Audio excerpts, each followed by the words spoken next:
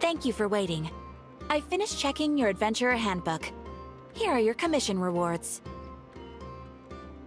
We have no other urgent commissions on the books at present. Thank you for all your hard work lately. Perhaps you two could consider taking a vacation. Amazing! Paimon never thought we'd end up having downtime in Krai. Things were pretty hectic when we first got here. Everywhere you looked, it was either the wild hunt causing chaos or the Fatui stirring up trouble. It felt like this whole region was one giant slime in a barrel, ready to go boom at any moment. That's right! Another win for Tibet's top duo! Ah, yes.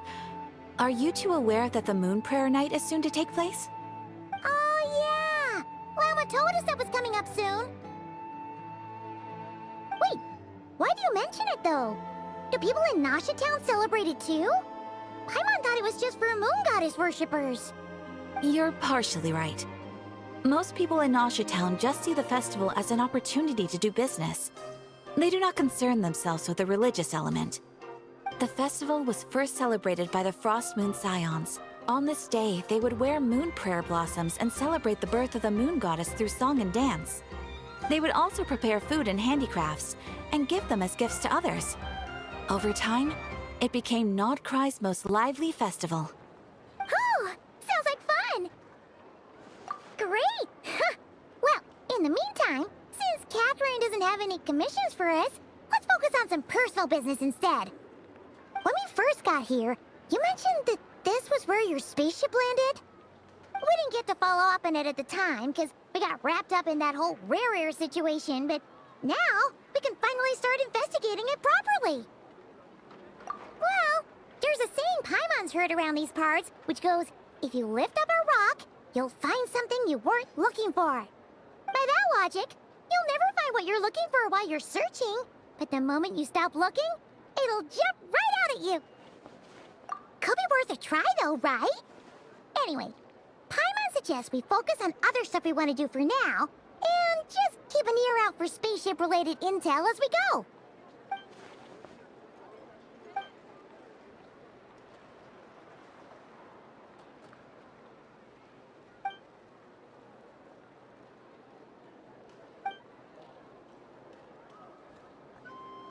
What's wrong? You look super serious all of a sudden. Huh? Paimon gets why you'd be concerned about Columbina, but what does the doctor have to do with anything? Oh, that's true. And now that you mention it, we're definitely overdue for a showdown with the Fatui. It is weird that he hasn't shown himself this whole time. What could he be up to? True. Paimon would much rather deal with Marionette anyway. She says the meanest things, but when it comes down to it, she doesn't seem like a bad person. Maybe it's the pressure of being a Fatuse? Especially as a Harbinger. Does she feel like she's gotta act tough to keep up appearances or something? But then, every time we headed out with Rarier, she always wound up having to repair Polonia and her other robots. That's gotta sting. Losing face always hurts more for people who care a lot about their image. She's probably still furious about it. What? Relax, she's not even here. Huh? What's the matter? Oh, nothing. Sorry, we'll be on our way now. Where are we again? Oh yeah, Columbina? Right, yeah, let's go see Columbina.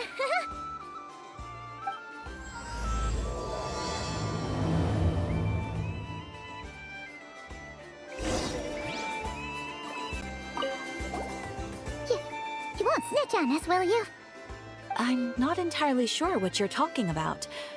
But rest assured, I protect client and adventurer confidentiality as a matter of principle. Phew!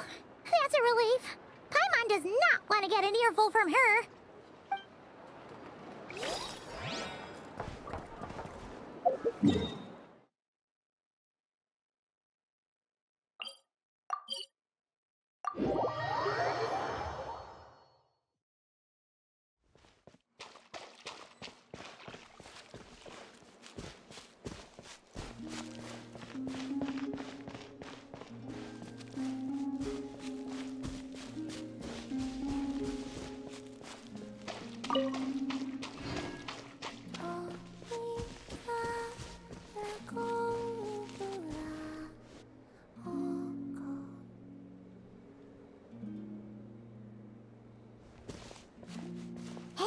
she's sitting up! Is me sitting here a rare sight? No, we just thought you'd be resting. Perhaps I would have been, were it not for the sudden arrival of some unexpected guests. Not that I consider it a disturbance. After all, you are the only ones who are free to enter. Would it not be a little unfriendly of me to lie down while we speak? I didn't realize you put so much thought into little things like that.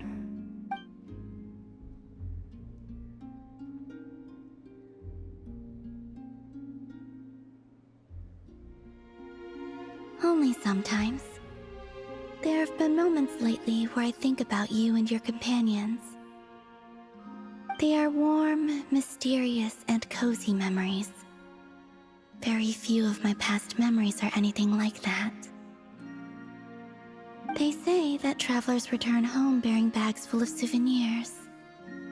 But my luggage was empty, and I believed it would stay that way. Return home? So, you're still planning on returning to the moon? Yes. This planet continues to reject me, reminding me that I do not belong here. If I remain in Teyvat, there will come a day that I disintegrate. And I don't mean reduced to dust, or turned into food for the flowers. I mean, I will cease to exist entirely. Alright then. Well, we're sure gonna miss you. But it sounds like we'll have to say goodbye. How do you intend to return? The moon prayer night is soon to arrive. On that day, the moon will be closest to Teyvat. The Kuvaki in this land will reach its peak at that time. I merely need to grasp the tide, and with relatively little effort. Oh, Paimon gets it! It'll work like a slingshot! You make it sound like she's gonna get blasted up to the moon. If I did that, I suspect I would crash into the false sky. I will be using a much gentler approach. But I do like the analogy. It's fun. You see? She gets Paimon's sense of humor. In the blink of an eye, the time has come to part ways. It does feel that way, doesn't it? Time seems to fly fastest when you are enjoying it. I have always thought of myself as a wanderer on this earth, and it has never expressed any desire to keep me here. Yet, just as I plan to depart, it tugs at my arm. Is this a gesture of affection? Or is the world mocking me? Oh. Were you hoping I can answer that? Yes. You are a traveler, so you must have a lot of experience in this area. Then, what I would say is, enjoy the moment. That's right! Don't overthink it!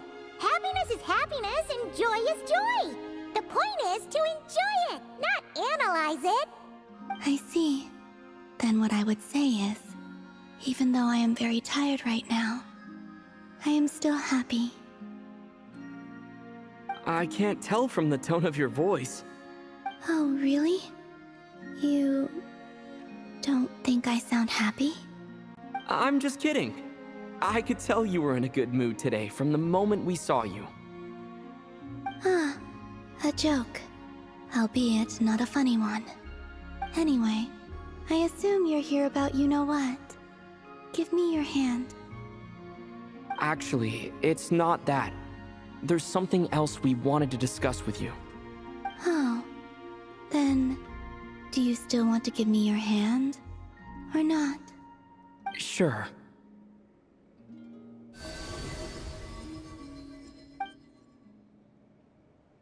Thank you. So, I've heard that in the moon prayer nights of the past, people here would hold celebrations in the moon goddess's honor. Since you helped so much in our fight against the Rehir of Solnari, I think you deserve a farewell party before you return home. I haven't asked everyone else for their opinions on this yet, but I'd like to invite you to join the upcoming moon prayer night. I've never joined a moon prayer night before. I'm not sure what I would even do. Oh, don't worry about that! We take care of everything. All you need to do is show up. Of course, there's no need to force it if you're not feeling strong enough. It's just, this kind of felt like a golden opportunity. But they call me Kutar, and the Fatui have an arrest warrant out for me. I shouldn't appear in public right now. I'll make it work. You have my word. Yeah, we got your back. Well, he does. Paimon's actually not too sure what he's planning. All right, if you're sure. I will not refuse your invitation. I suppose it wouldn't hurt to pack a few more sights from this world into my suitcase before finally learning what my homeland looks like. Oh, if you see Lauma, please tell her that my answer to the question she asked me is neither yes nor no. Rather, it is, there is no need. That was kind of cryptic, but sure. Guess it's between the two of you. We'll pass along the message. Bye for now.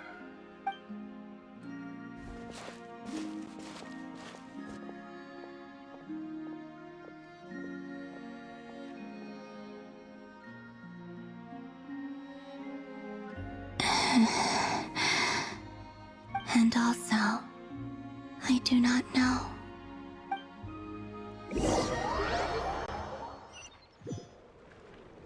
Since she's agreed to join the festival, let's go see who else wants to take part. Lauma's gotta be the person most familiar with the Moon Prayer Night. We should start with her. Also, what exactly is your plan to keep her safe? Not sure yet. I'll figure something out. What? Are you serious? And Paimon even gave you her vote of confidence back there! Wish you would get so sneaky.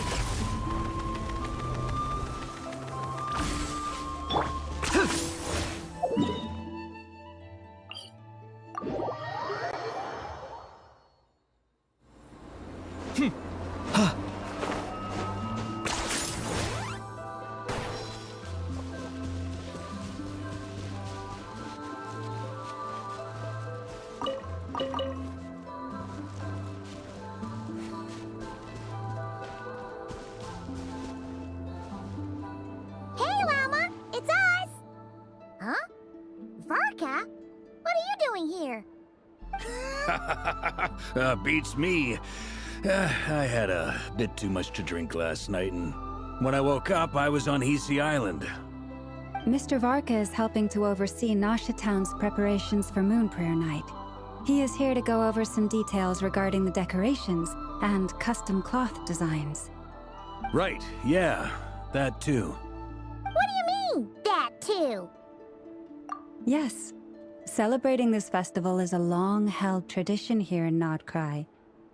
On this day, the crescent moon at the top branches of the verdant crest turns into a full moon, and the moon prayer blossoms bloom with a special radiance. Our people take these to be blessed omens. It's an especially welcome event coming off the back of all that nasty business with Rare. Everyone got put through the ringer recently, and now they're looking to turn their fortunes around. The big shots in town all agree that a big, lively celebration is just what we need to rebuild people's faith in this place. No wonder Catherine said the people weren't so bothered about the religious element. That's right. It's become more of a local custom by this point. The celebrations have little to do with whether the religious stories behind this event are true or not. Even the Frost Moon Scions are eagerly awaiting the coming of Moon Prayer Night, despite now knowing that their past beliefs were founded on a falsehood. That's fair. It's a bit like the Lantern Ride in Liyue. It's a chance for people to enjoy themselves, not debate the existence of the Adepti. Oh, one other thing. We just went to see Columbina. We went ahead and invited her to take part in the festival this time. Hope it's okay. Wait, so... you mean she agreed to it? Huh. That's quite a surprise. Then, I suppose that she intends to return to the moon on that day. Oh, yeah! It's kind of a complicated process, but basically, it's like a trick shot. I understand. In truth, I had a feeling that she might make such a decision. Well, if Kutar has decided to participate in the festival, we should prepare accordingly. Yeah, exactly. She was saying how it could be risky for her to show her face in public. We were wondering if there was any way we could hide her. Unfortunately, the people who carved the statues did an excellent job of capturing her likeness. It will be very challenging to hide a goddess whose face everyone is so familiar with. Darn! We may have bitten off more than we can chew here. Nah, don't sweat the small stuff. We can handle that. Huh? Are you saying you have a plan? Not as such, no, but the most important thing with a festival is to keep the mood light and your spirits up. You can't go preparing for a festival with those long faces. You'll never convince anyone to enjoy themselves. The Mondstatter spirit is strong with this one. As it happens, I agree with Mr. Varka. Let's start by making our appreciation for Kutar the beating heart of the festive atmosphere. And who knows? Once we get the ball rolling, perhaps everything will just fall into place. Hey! Did you catch that? Llama said the thing! Or close enough, at least. I'm looking forward to the Moon Prayer Night already. We have a festival in Mondstadt called Windbloom, and you can always tell which couples are celebrating it for their first time by the smiles on their faces.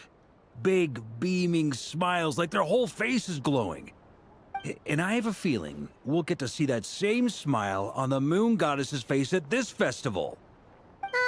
Not quite the same, surely. Anyway, I'll take care of business in the city, but I'll have to leave the decor up to you and the Frost Moon Scions. No one else can capture that traditional aesthetic quite like you guys. But lastly, there's the final key element that brings the festival to life. Companionship. Before you leave, let me show you something that we've been preparing. Mr. Varka had asked to see it already, so you may as well tag along. Also, I have some further questions about Kutar's decision.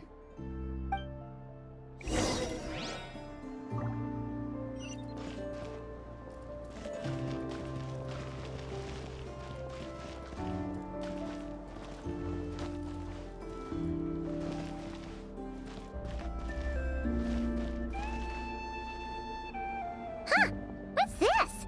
They sure look like they're having fun. I believe so.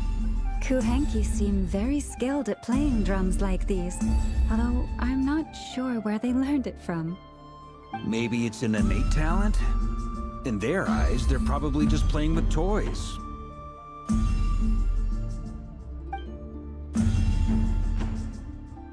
Wanatar!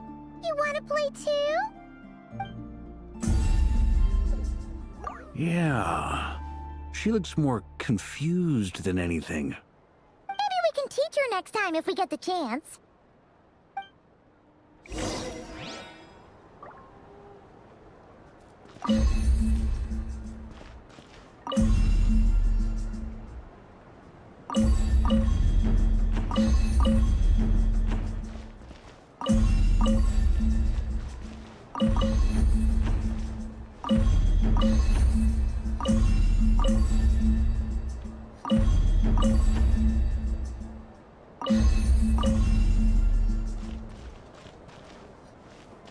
What are these floaty things?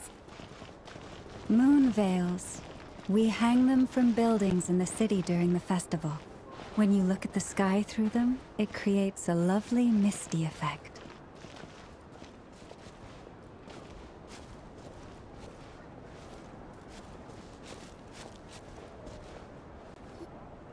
Everyone seems hard at work. They are preparing items for Moon Prayer Night. For instance, the sculpture being made over here, Mr. Varka and I were just finalizing the details of where it will be placed. Ah, there she is. I didn't know the finished article would be so large. Not to worry, though. All the necessary arrangements have been made. Just let me know once it's ready, and I'll get some people to ship it over. You have my thanks.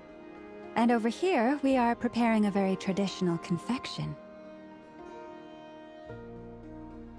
Oh, look at all these colors! It looks great! Can Paimon try one? Of course. I have a feeling you'll like it a lot. You bet! Sweets and treats are Paimon's favorite!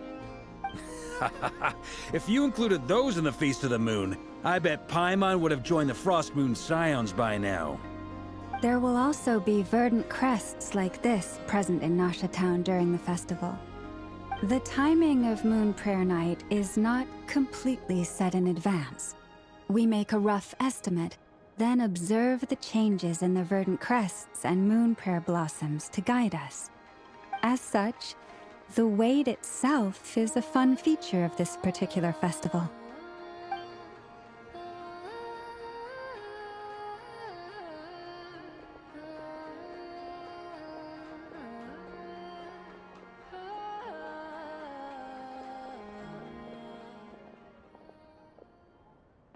Let's talk here.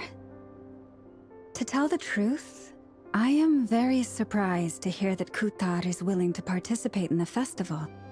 I once asked her if she'd be willing to stay with the Frost Moon Scions. I could introduce her to everyone, and we could be a family to one another.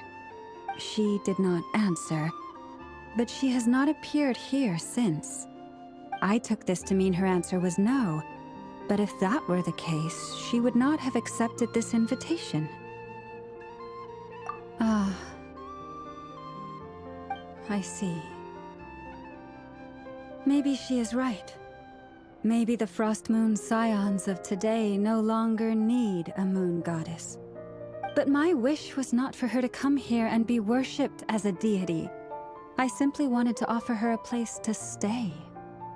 I'm sure she believes that showing herself here might invite Fatui intervention, and as such she does not wish to cause us trouble.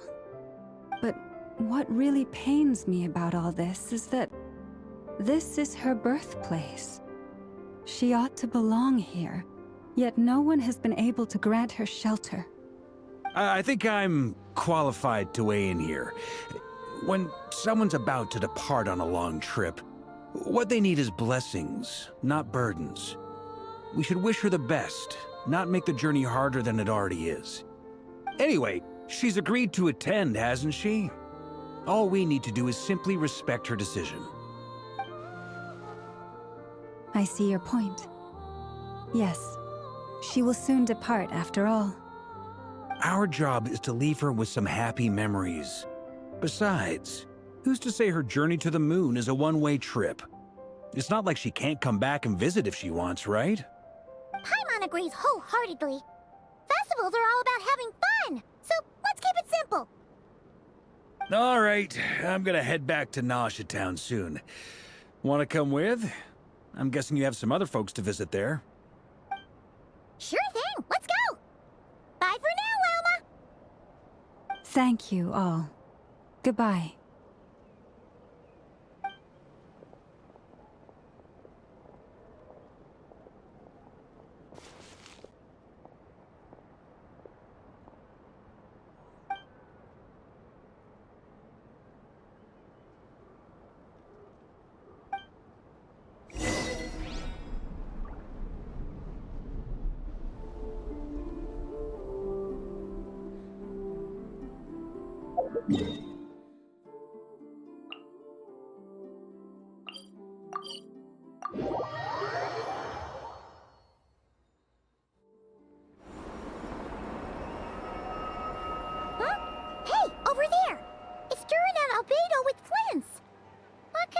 Chatting about?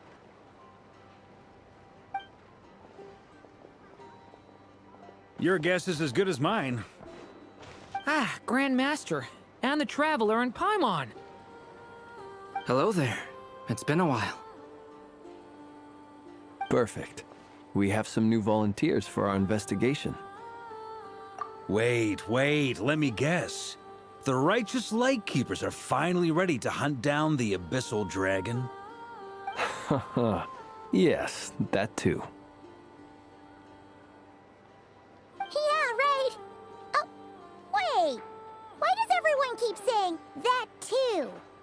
Well, to be precise, the facts match, but not the causality. Wait, so I guessed right? Half right. Don't act so impressed with yourself. Maybe I can explain. We ran into Mr. Flint's north of Nosha Town. At that time, we just noticed a few abyssal creatures out in the wild, but the strange thing was, I didn't detect any traces of abyssal energy on them at all. On closer inspection, we realized that they were not real monsters, but something akin to reflections in the water, or perhaps a mirage. Huh? What do you mean? Like, you could see them but not touch them? Exactly. It was very peculiar. They roared and tried to attack us, but we could not make any physical contact with them. I think I've heard of things like that happening in Krai before, but I don't know much about it. Yes, it's a known phenomenon. Mirage-like illusions tend to appear in Krai in the run-up to Moonprayer Night. From a distance, they appear quite real. I myself thought that Misters Durin and Albedo were locked in battle with abyssal monsters when I first arrived. But after sharing intel and investigating a little further, we can confirm that these illusions are harmless. There is no great cause for concern. All the Mirage stories I've heard are either animals, rocks, or small houses. Abyssal monsters, though? That's a first. It's a first for me, too. So I'm planning to look into it further just to be on the safe side. I intend to inspect a few more locations. What about you two? Any plans? Alice contacted me a few days ago. She'd like me and Durin to assist her with an experiment. But we lost contact shortly after receiving the message. I'm sure that comes as no surprise to anyone familiar with her. We don't know when the wind will blow, yet when the wind blows, we will know. That, in a nutshell, describes how Alice operates. Yeah, that tracks. Okay. Well, I suggest we investigate this Mirage business in the meantime. It's piqued my curiosity, and I'm pretty sure I know someone who will already be 10 steps ahead of us. Well said. Right? Whatever's happening in Krai, she always seems to be the first one to know. Let's go see what she knows. We can invite her and her staff to the festival while we're at it.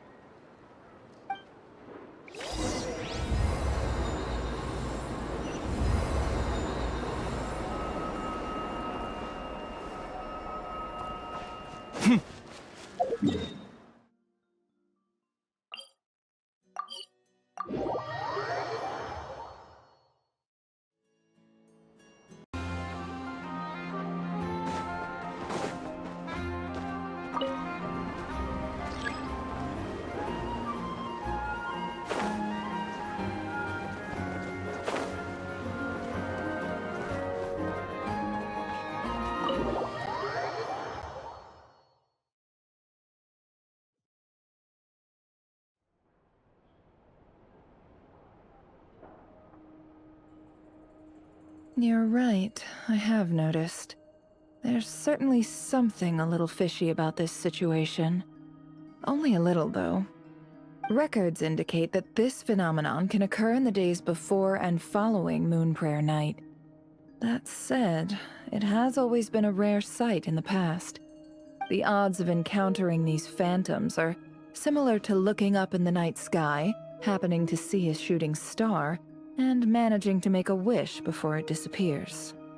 But this time, either everyone's getting lucky, or they're appearing far more frequently than usual.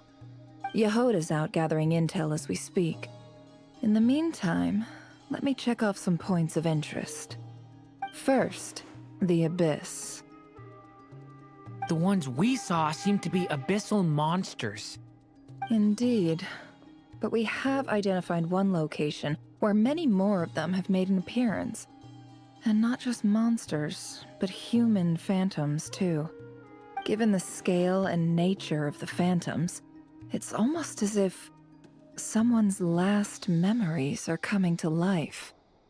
Or perhaps the memories of multiple people. Oh. So you mean the phantom monsters are hunting down the phantom humans? Exactly. The phantoms can interact with each other, but we have no means of intervening. In addition, some of the human phantoms would seem to be from the very distant past. This is clear both from the clothing they wear and the stories they tell.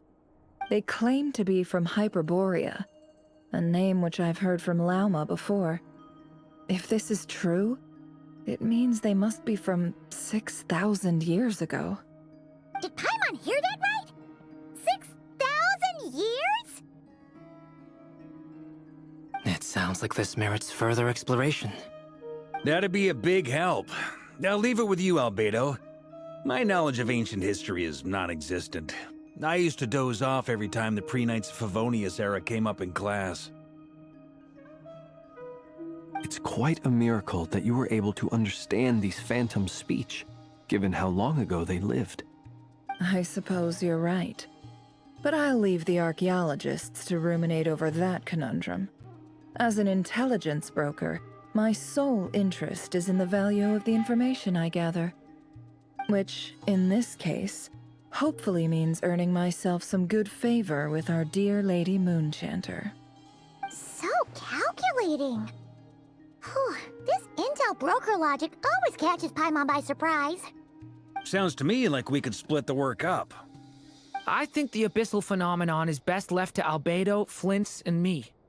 Agreed. It coincides with my duty as a lightkeeper. For my part, I'd like to understand the abyss better. Even a little knowledge would go a long way. This is certainly a rare opportunity to study the abyss. But even rarer, perhaps, is the chance to make contact with the ancients. The Curatorium will take the lead on investigating the Hyperboreans. We put in the work to learn what we know so far. It seems only fair that we get some quantity of exclusive intel. That just leaves our trusty team of 2 unassigned. Since you became an honorary knight, of course. This was part of my grand plan all along. Ha ha ha! Oh yeah, by the way, we managed to convince Columbina to come to the Moonprayer Night celebrations. Would you and Yehoda like to join too? She agreed to that? Huh. Quite an achievement. Never underestimate the traveler, I guess. I'd be happy to join. No point shutting myself inside when the streets are all decked out. I doubt any clients will be visiting during the festival in any case. And Yehoda loves a party, so I'm sure she'll jump at the opportunity. No, no, no, no, no, no, no, no, no, no! Way to contradict me in front of... Wait, no, that's not what I have bad news, boss. So many people. All right, everyone inside, quick!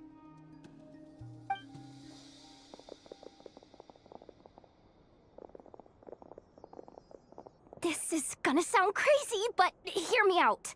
I saw one of those phantoms at Star Sand Shoal, and it was some sort of flying ship. Like a spaceship? That's gotta be the one you came to Tibet in. You said you saw the same thing through the moon marrow, right? Huh? You already know about it? Ugh, I thought I was gonna blow people's minds. Turns out I'm the last to find out. Wait, back up. You came here in a spaceship? Now my mind is blown! What's it like on the inside? Was it like flying through space? I want to know everything! Yep, exactly. Huge discovery. You're the best, second best intel broker in the world! After your boss, of course. Wow. Really? Well, I don't know if I'm all that, but... I guess that decides where we're heading next. Come on, don't look at me like that. I know the spaceship doesn't have anything to do with me, but you don't want to leave me as the only one twiddling my thumbs, do you? Please? Fair enough. You can tag along. In that case, let's meet back here to discuss our findings once we're done. I wish everyone a productive investigation. You too!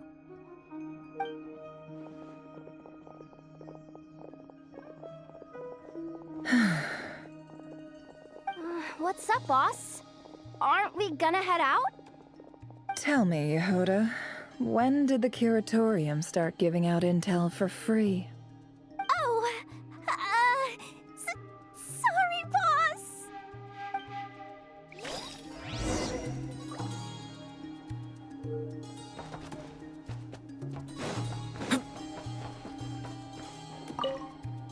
We can't unshare information any more than water spilled on sand can be put back in the bucket. I'll just have to balance the books some other way. Please, boss. There's gotta be another way. Who knows? Depending on what they find, maybe this will work in our favor. Please don't find me. Please.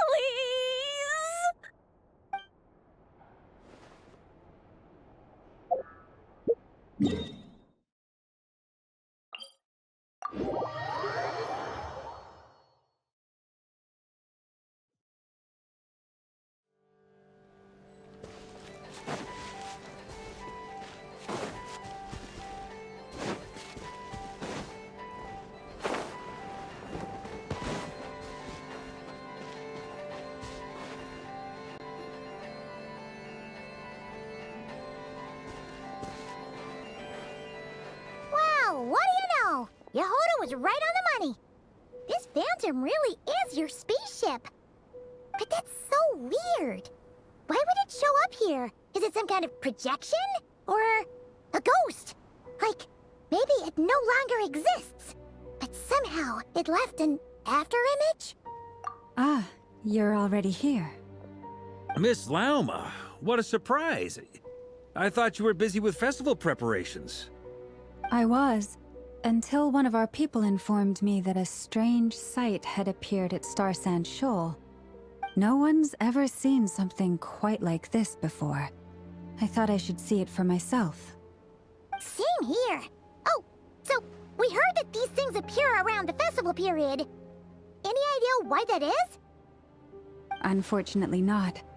We have very limited information about them, since they can't be interacted with. And no human phantoms have ever made an appearance before now. The most we've been able to deduce is that these sightings appear to be connected to the increase in Kuvaki energy around this time. Yeah, seems like that's all we can do. This is all so confusing. Allow me to lend you a hand.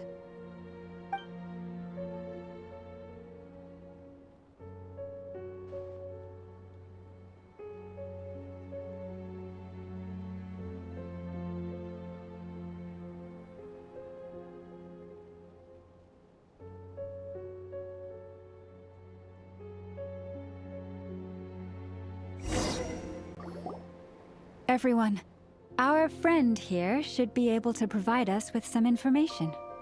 Is that a phantom Rhymehorn deer? I've heard about how the Frost Moon Scions live in harmony with the animals and can even communicate with them. That's coming in handy now, for sure. Okay. Yes, I understand. Then how about this?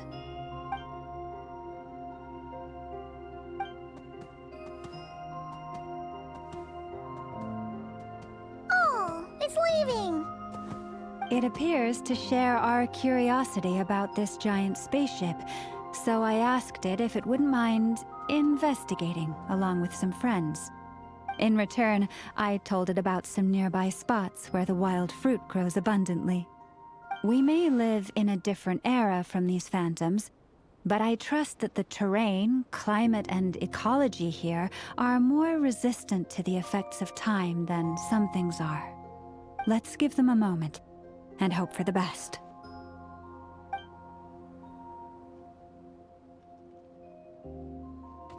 All back together? Must have been a lot of fruit. Indeed. Now let me ask them some questions.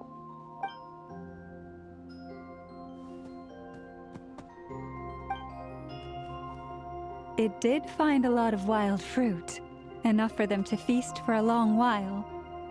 This puffin circled in the air several times, but didn't spot anything out of the ordinary. Certainly nothing to do with the spaceship. Huh. Well, it definitely makes sense to get a bird's eye view. Indeed. Other than that, I was also thinking that the world these phantoms see is also different from ours. Oh, I get what you mean. The wild fruit exists in both times and spaces, but there might also be things that only exist in that space-time, which we can't see. Good point. Great thinking, Lauma.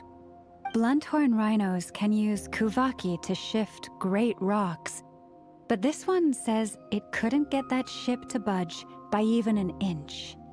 The sniffer mole tried too, but despite being a skilled digger, it could not get through.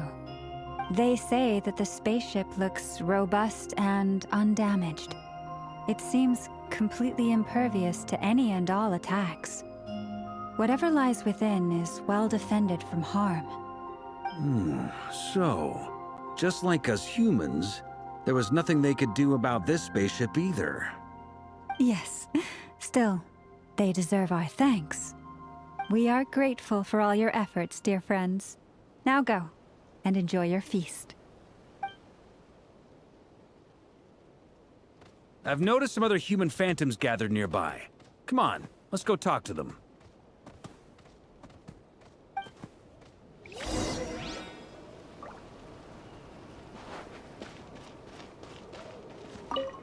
Those illusions and those people. It's all a little creepy, don't you think? Nah, all part of the festive atmosphere.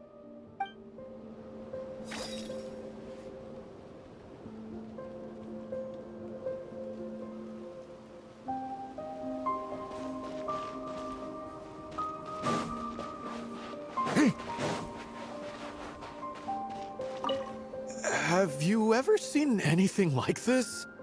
Nope. Never seen or heard anything this weird.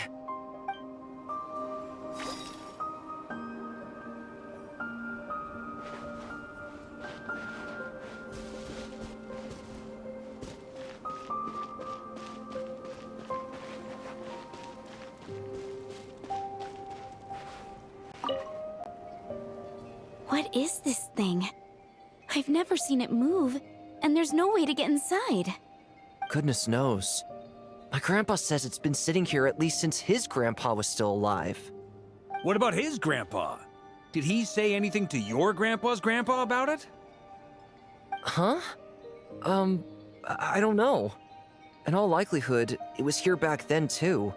Hard to imagine something this huge could move. Guess that means that as far as they're concerned, this ship's been around a long time.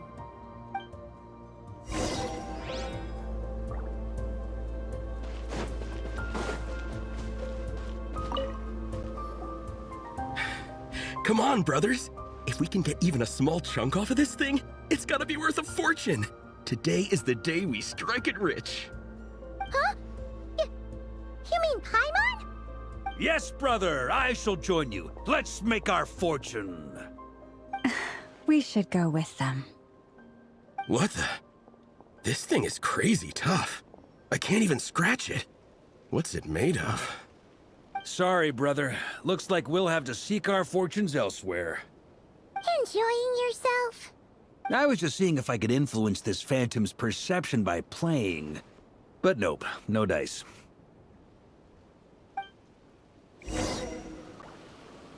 I'm sure we're all starting to build up an idea of what's going on here now that we've spoken to some of the people. These phantoms are reenacting real historical events in Krai. It's almost like we're in some kind of interactive stage play. We can talk to the actors, but the plot is fixed, and we can't influence it. It makes sense. History is set in stone. The objective facts of the past cannot be changed. Paimon totally thought you were just goofing around earlier. But actually, You were doing some serious investigating. Of course I was. Anyway, at this point, I think we're forced to conclude that although the Phantom spaceship is right there in front of us, we aren't going to learn much about it from these people.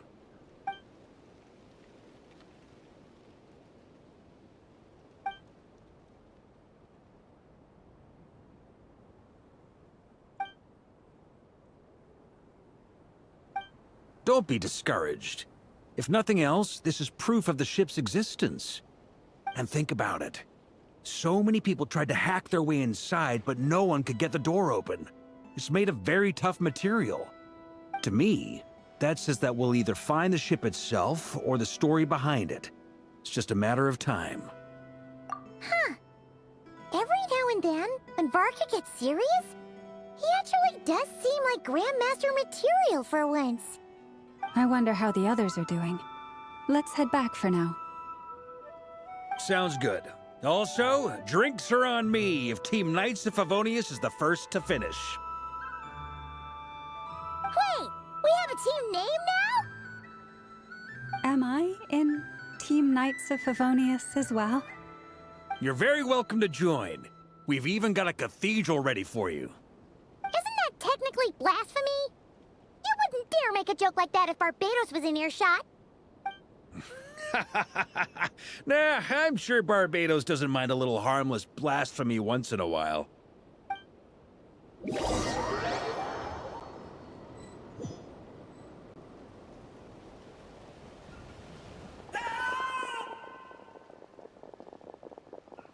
Oh, no! Get away!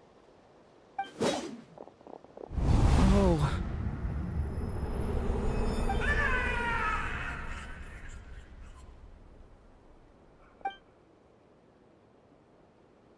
I know it's hard to stomach, Mr. Duran. But as I'm sure you've noticed, there is nothing we can do to intervene in that which unfolds before us. But we have to at least try. And try you have.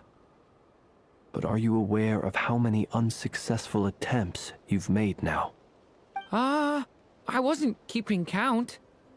I'm afraid this is the 39th failure so far. Or the 5th if we're only counting this particular victim. There are no indications that these phantoms may be altered in any way. You seem to have calmed down a little. I'll make us a fire. You should rest and have some water. Feeling any better now, Mr. Duran? May I ask a few questions? Be my guest. What exactly are we witnessing here? What happened to those people? My guess would be that we are seeing Krai during the Conrian Cataclysm. Would that be accurate? Conria. That is correct.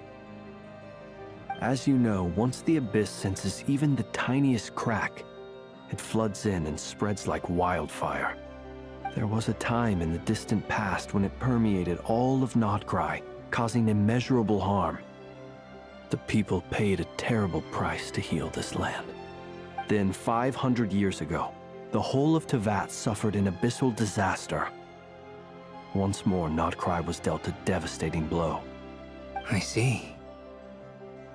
In the face of the abyssal onslaught, all were like grains of sand tossed around by a tidal wave. Be they human, fae, or god.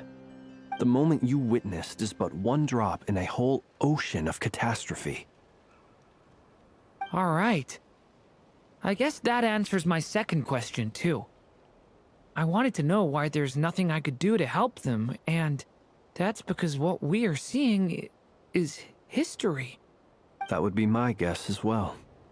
As I understand it, history and fate are not all that dissimilar. The latter may be unseen to us, but both are immutable. Yes. Fate was determined long, long ago. I still have a couple of other questions for you, Mr. Flint's. You mentioned more than one abyssal disaster that has struck this land in the past. How can you be sure that what we're seeing is from the Conrian incident? And also, How are you able to stay so calm when you're talking about these events? From everything I know about you, you're not cold or ruthless, and you're not indifferent to the suffering of others. Alas, I am forced to show my age. I must be 600 or 700 years old by human measure. Wait, so you... One is not easily moved by history when one has witnessed the truth firsthand. I'm sorry. You needn't apologize. Your passion is a good thing to have. Treasure it, because someday you may find it in terribly short supply. Now, at the risk of offending you, I have a question in return. Your curiosity toward the Abyss, is it born from hatred or because you sense its call? I only ask because I kept a fragment of Rarir's body in my lantern for a short time. Specifically, his heart. So I know what a burden it can be to carry the Abyss with you. And I hear its power growling from somewhere within you. In my eyes, your mere existence is a miracle. My honest answer is... I don't know. I don't think I have the confidence to say for certain. What I will say is the Abyss is not the only issue that haunts me. Even before I became who I am today, the question dogged me constantly. Should I even exist at all? My doubts remain unresolved. But when we fought Rarir, something became a little clearer to me. Sometimes it is the darkness within us that allows us to achieve the impossible. I certainly got the sense from your 39 attempts that you were trying to achieve the impossible. It sounds like you've resolved to see the truth for yourself. Absolutely. In that sense, he and I are quite similar. Then I wish you every success. I look forward to the day of your transcension. Well, if everyone's caught their breath, I suppose we should head back. Oh, and one last thing. I'd appreciate if you kept our discussion about history a secret.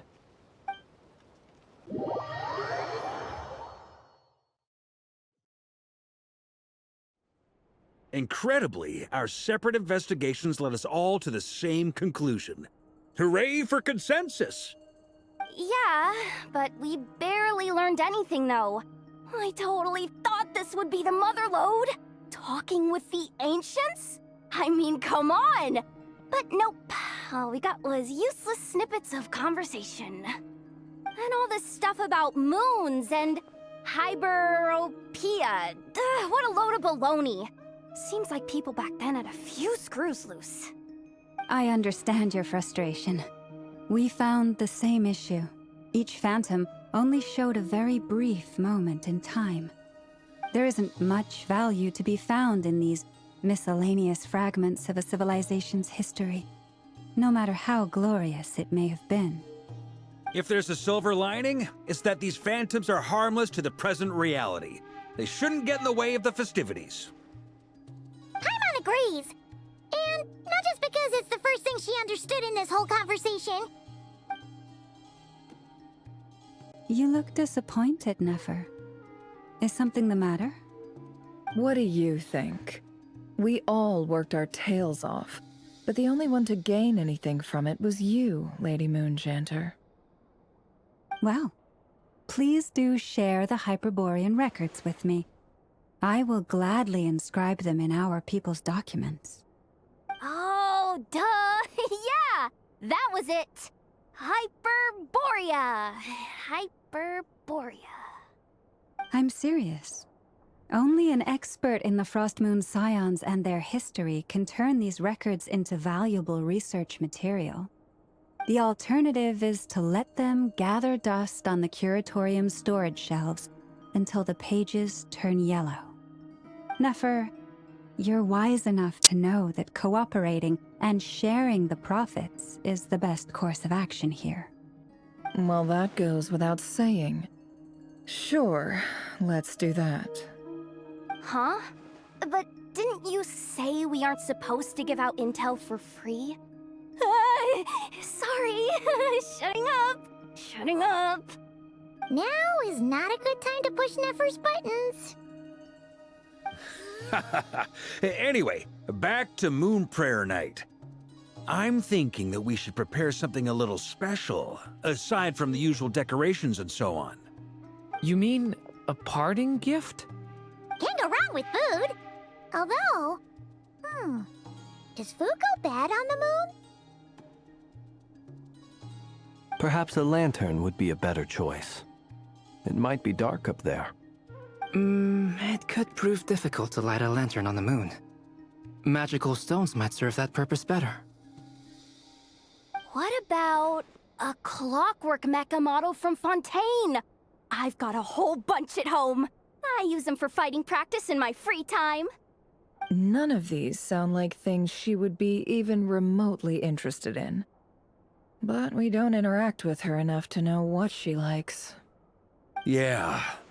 It would really save us the guesswork if someone could find out what she's into. Wait, what the? Traveler? They're all looking at you. Great! Haha, problem solved. Now, I need to stop by Dory's. Gonna need her help sourcing a bunch of stuff for the festival. Then let's leave it there for now. We all have our own business to attend to. Traveler, if you find out what Kutar likes, let us know right away.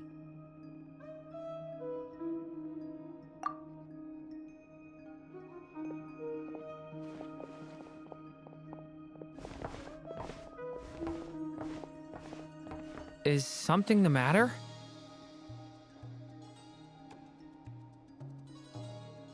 I'm fine. It's just... I'm still feeling a little rattled after witnessing the horrors of the Abyss. But it's okay. This is something I have to work through. I'll be all right. Thanks for your concern. Well, don't put too much pressure on yourself. If you ever feel like something's wrong, physically or mentally, we're here to talk. Come on. Stop treating me like a kid.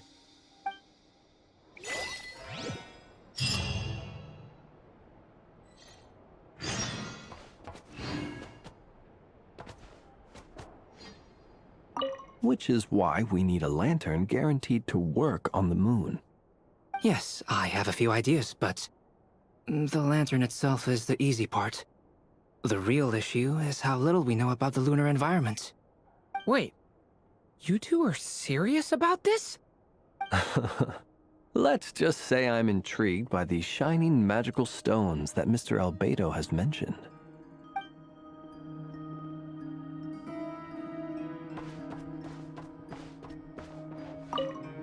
You should get going. It's important that we ascertain what Kutar likes.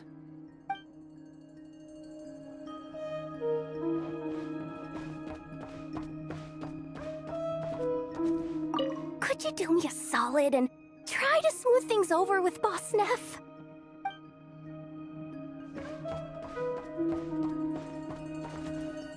Miss Lauma, would you accompany me into town? I think it'd be best if you saw the Frost Moon Scion's decorations for yourself. Very well. Let's go.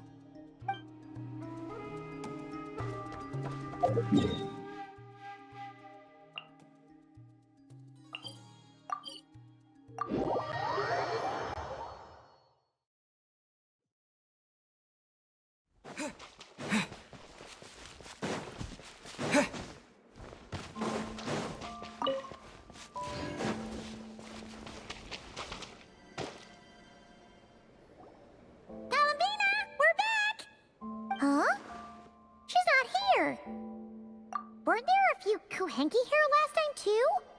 Where did they all go? Walkies? For Kuhenki? You're not pets, you know. Oh, well. Looks like we just came at a bad time. Let's try again tomorrow. There's still a few days until Moon Prayer Night, so we're in no rush. Besides, she needs time to rest anyway.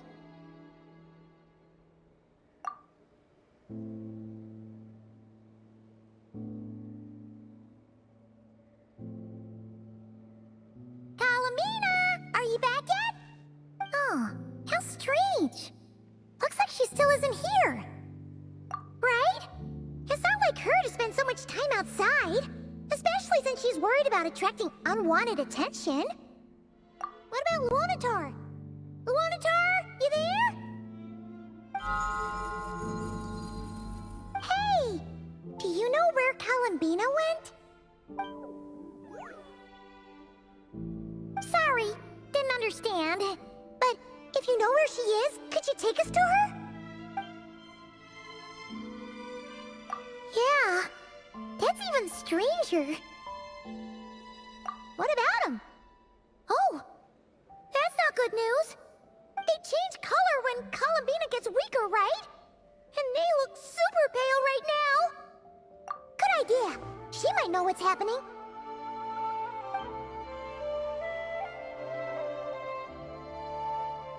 Llama! Ah, it's you. How is Kutar? Is she okay? No, she hasn't. I came here to check on her after I noticed the flowers had changed color. Based on past precedent, she must be very weak right now. Even getting up to walk would be a struggle. It seems unlikely that she wandered off outside. Not to mention that she doesn't do that at the best of times either. So yeah, this is super weird. No. Very few people are in the know about Kutar's whereabouts.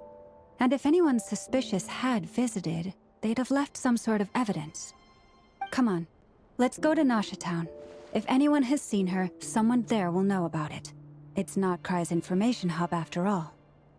Makes sense. Let's go!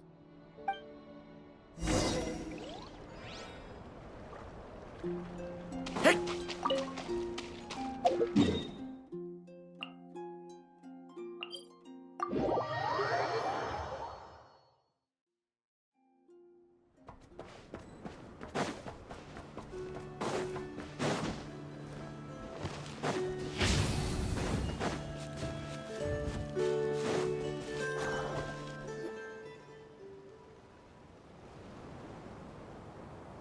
Wait a moment. Is it just Paimon, or is this stall kinda suspicious? It's never been here before, right? No, I don't recognize it. Alas, your free and easy adventure time is over.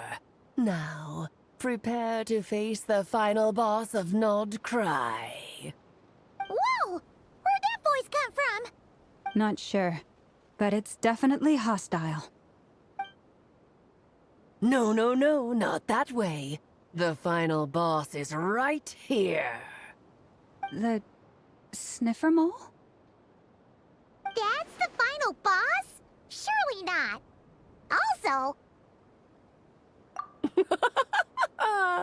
Okay, the jig is up. I'll stop teasing you. Turn around. I'm right behind you. It seems I've managed to leave quite an indelible impression, even though you've never seen my face. Ah, nothing could make a great mage more pleased with herself.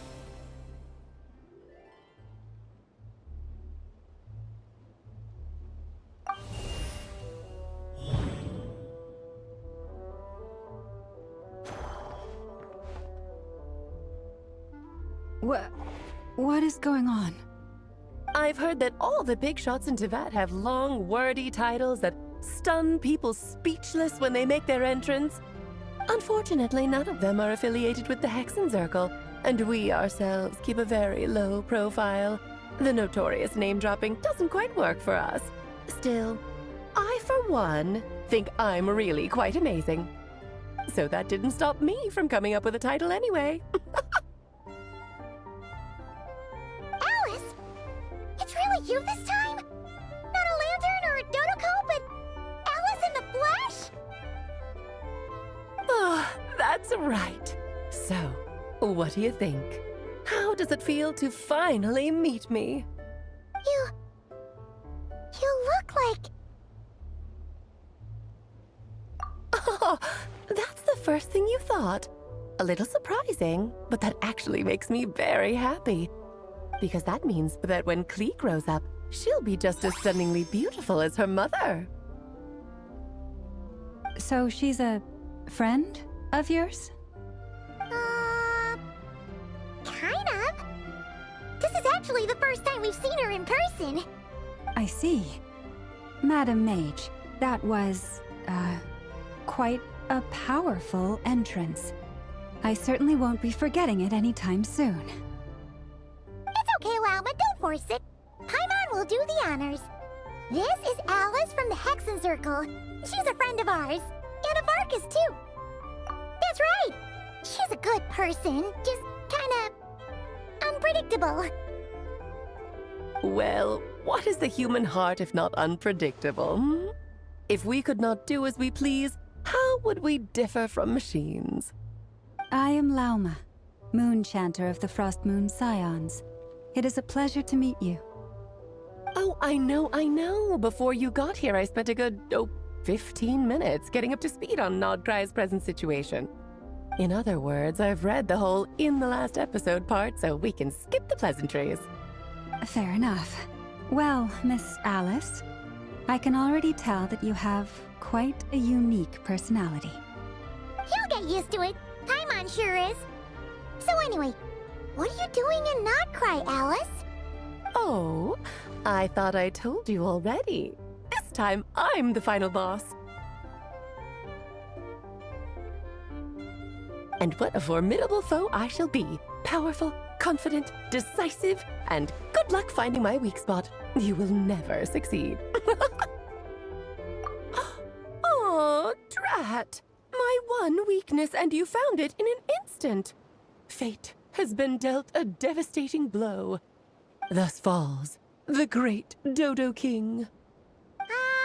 Why are you playing along with this nonsense?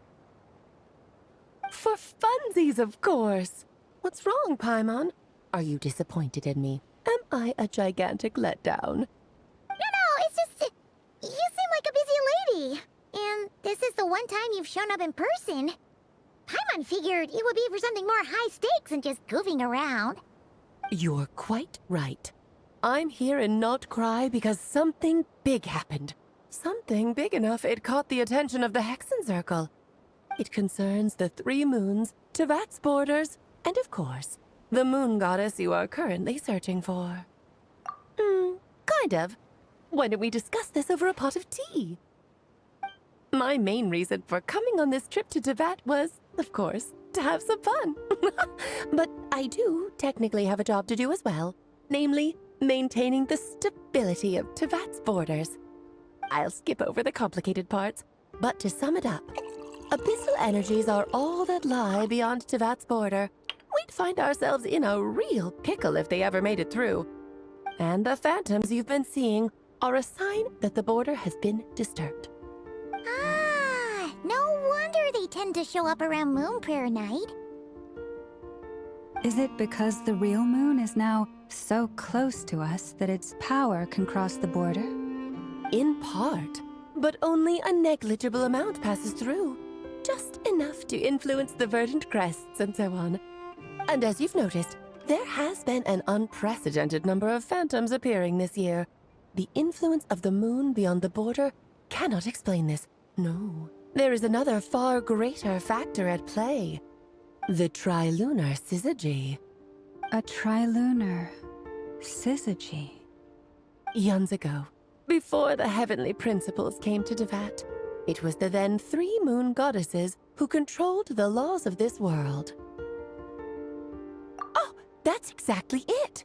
The 3 goddesses split these powers amongst themselves, promising never to consolidate them into one singular body. This was meant to keep the world stable. But, fast-forwarding to the present, the eternal moon's marrow is with you, while the iridescent moon's marrow, which should never have appeared in this world, has been retrieved. Add that to the presence of a moon goddess in the flesh and... the power of all 3 moons is gathered here in Krai. There hasn't been an event like this since the War of Funerary Flame. And it's having a noticeable effect on Tevat's borders. Because I wish to give my darling daughter a peaceful, sunny environment to grow up in. Is that a good enough reason? Kinda sounds like you're dodging the question, but it does make sense. Well, that's one reason anyway, and the most important one. The others are a little complicated to explain. For instance, cleaning up after dearest Miss R. Albedo could tell you more about that if you're curious, but right now, I have a more important question to ask you. Why are you collecting the moon marrows? I see. Nicole told me about that legend once. Nicole? You mean Mage Anne? Oh, so you remember. Yes, of course. That was a story about fate, her area of expertise. But back to the story of our dear moon goddess. I'm afraid her intended method of returning to the moon is unlikely to work anymore. What does that mean? She may be missing, but she hasn't gone anywhere. She has disappeared.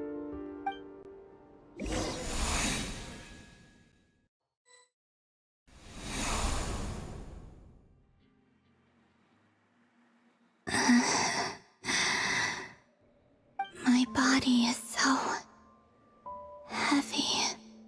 Wait, no. It's my mind that's heavy. My arms and legs are as light as a feather. What's happening to me? I feel drowsy, like I've been asleep for too long. Is it daytime or nighttime? Is the moon out? I think I'll go for a walk.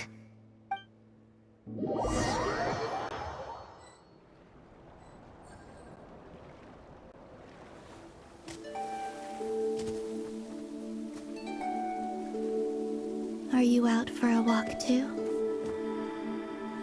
Huh?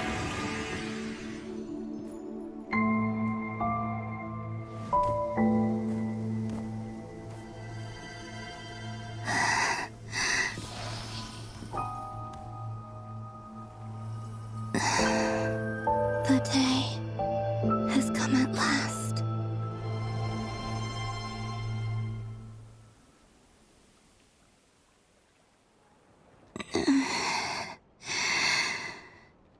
Have I grown so weak that I can't even sustain my physical form?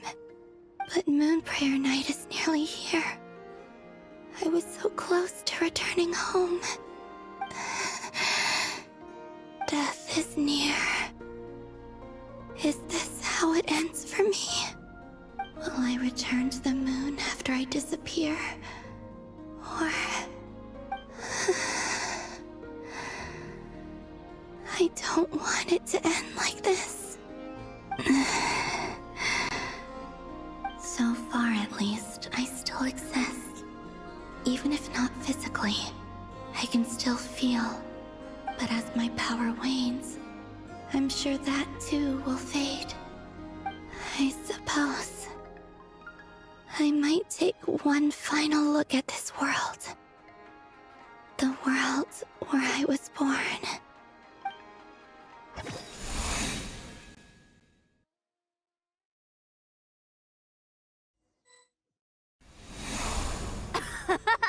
Come on! Come on!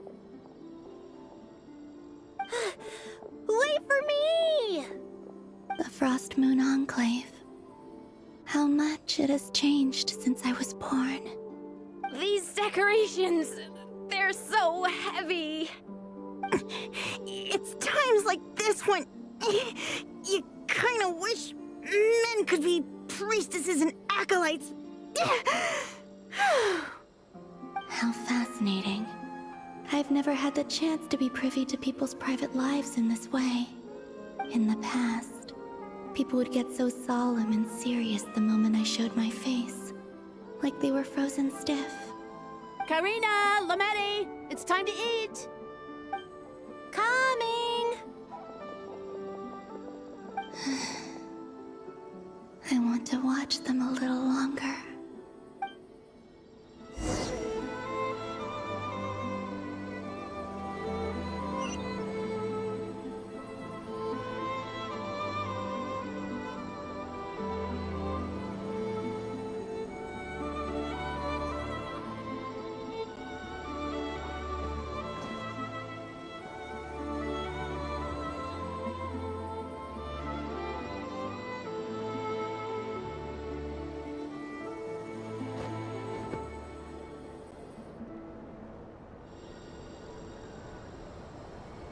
So just fill these balloons with air, right?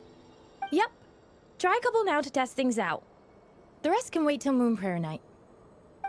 Think fast. Rita! Teasing an acolyte of the Frost Moon Scions? Surely that's a punishable offense. Take this! Huh? All right, enough horsing around. Lady Lauma gave us a task. We should get back to it. The task is just to check that the balloons don't leak, right? Doesn't matter if we fill them with air or water. Yeah. Okay, you got me there. And you got me there. But still, we can't use all the balloons before the festival even starts. We won't use all of them. And as long as Lady Lauma's trusted acolyte doesn't snitch, this can stay as a little secret between friends. A couple more can't do any harm, right? Oh, you menace. Then, think fast! Is pumping a balloon full of water really so much fun?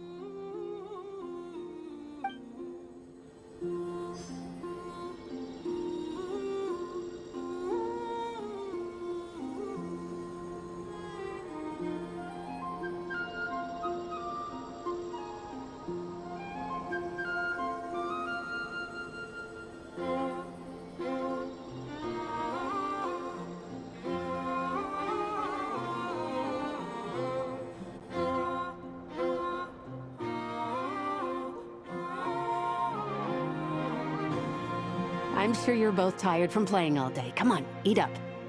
A plain, humble meal.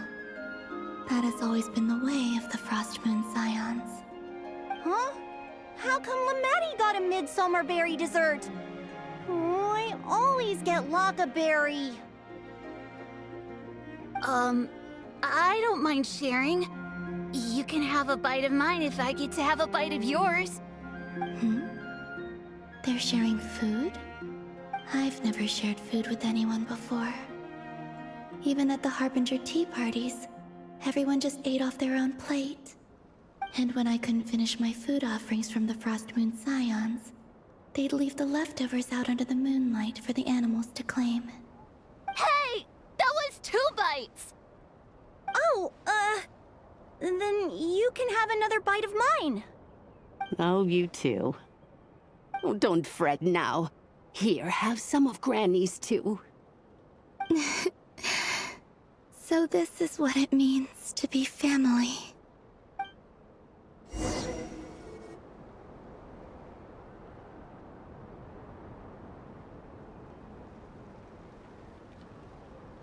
I'm seeing so much that I'd never usually get to see. They'd never act like this when I was around. It's nice, being able to just watch people in peace in these final moments. What a rare opportunity. I think I'll go take a look around Nasha Town, too. Maybe the Traveler will be there.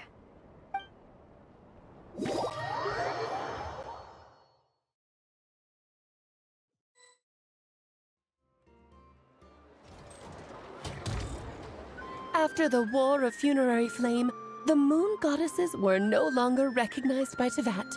They lost the whole foundation for their existence. That's why the Moon Goddess's strength is fading. She cannot withstand the world's rejection of her.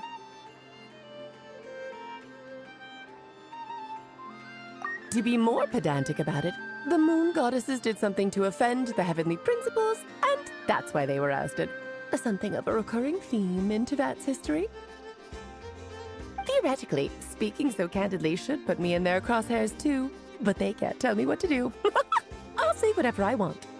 Anywho, the Moon Marrow energies were but a drop in the bucket for her, and that battle against the Ray Hair of Solnari only weakened her further. Fortunately, it happened close enough to Moon Prayer Night when the Kuvaki concentration here is high. That's the only reason she managed to survive this long. What do you mean, fortunately? You said she disappeared. We're too late! Oh, what a headache. I thought this was all common knowledge. I guess I have some more explaining to do. Okay, buckle up. It's time for another lecture.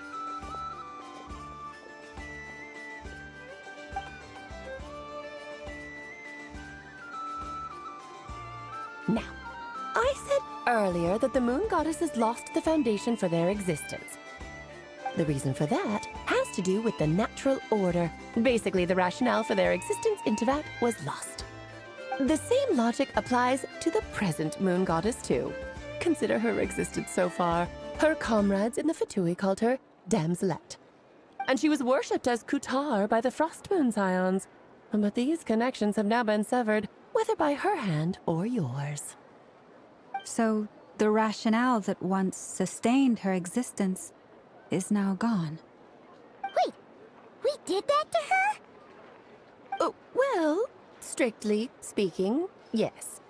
But let's not start pointing fingers, shall we? I'll only end up as the big bad villain, and that's not the kind of final boss I want to be.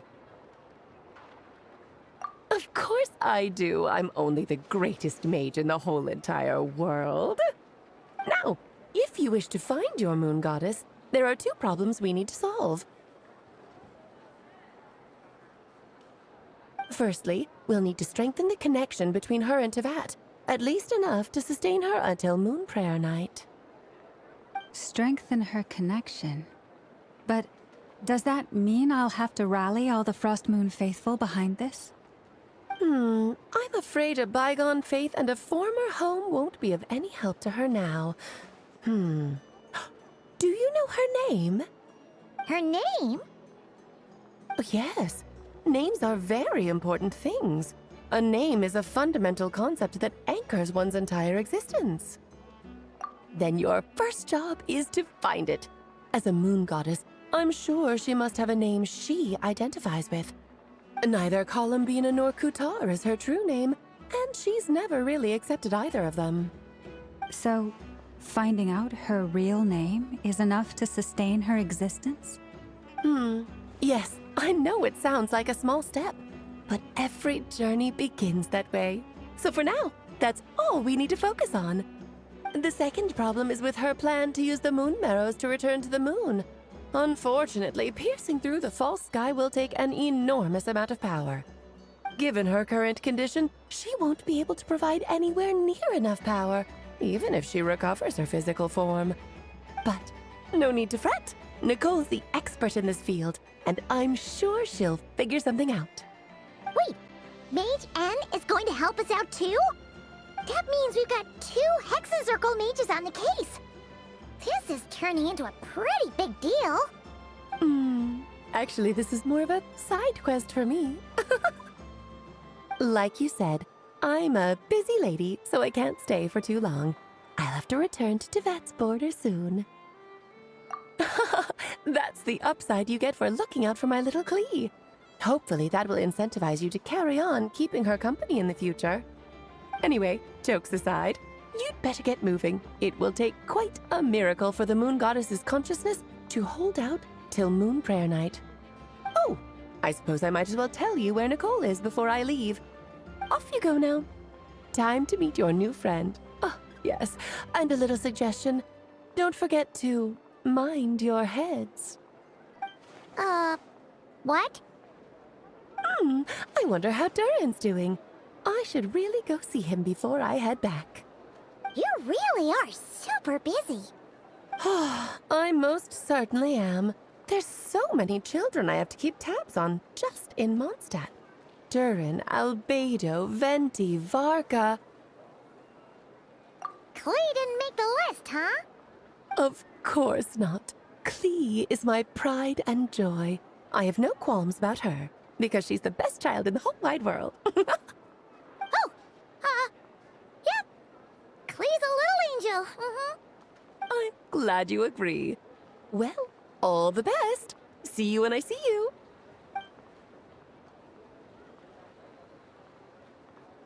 She left in a hurry.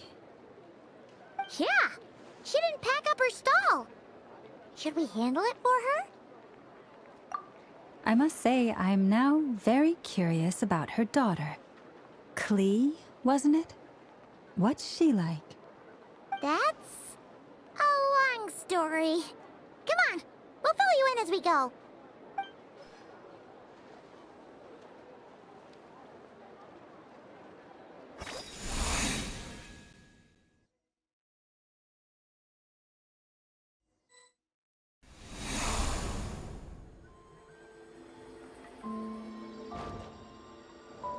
What a lively place. I've never experienced Nasha Town like this before. Hey, you old geezer! Your hammer's rusted through! Who are you calling old geezer? Are they quarreling? I'm looking right at him! You've really gone downhill since giving your daughter free rein in the workshop. Can you even swing a hammer anymore? It shouldn't take you days just to fix a single chair!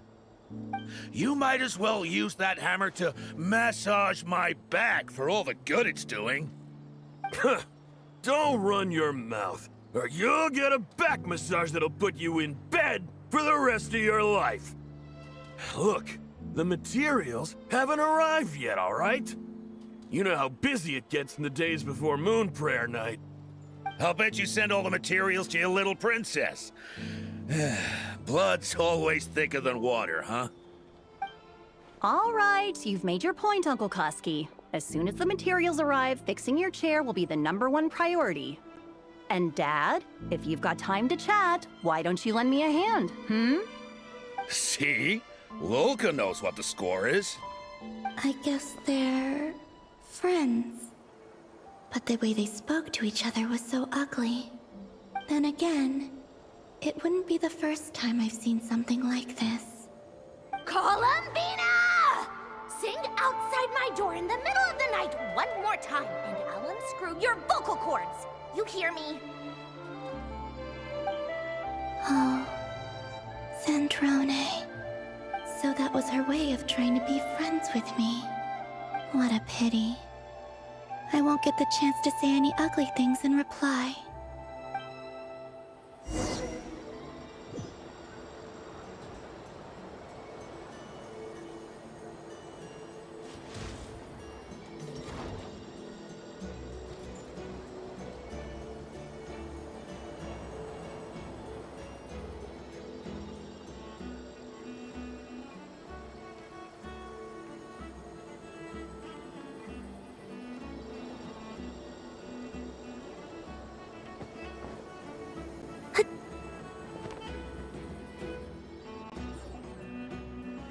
Hey, have you decided what to give her for Moon Prayer Night?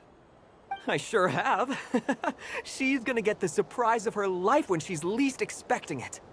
Then I'll whip out the ring and pop the question. The surprise of her life. What a fun turn of phrase. Cool, I get the picture. You can spare me the gushy details. Ooh, looks like we have a customer. Hello there, ma'am. Would you like some Moon Prayer Night candy? Huh? Is he talking to me? Can he see me?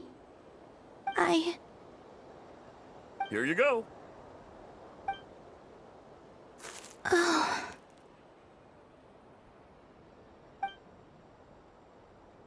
Come back anytime. Right. Now, where were we? I don't know why, but I still held out hope.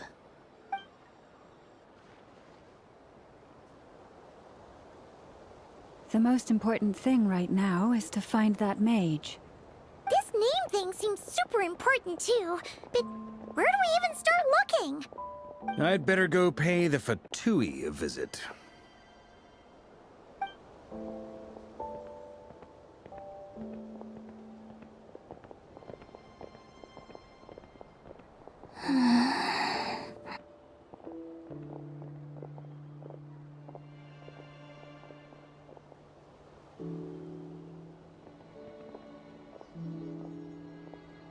Columbina?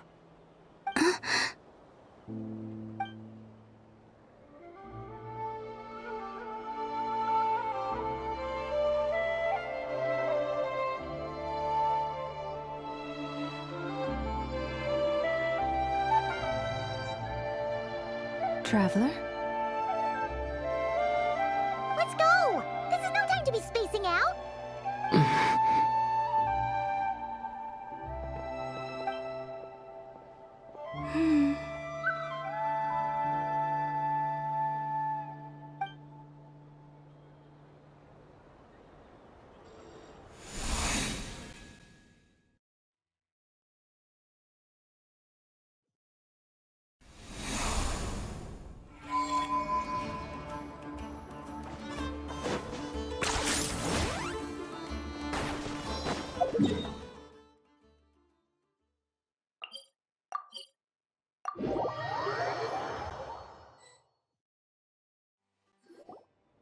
Where are they going? They mentioned a mage and... a name? So, Mr. Varka, are you acquainted with this Nicole? Or should I call her Mage N?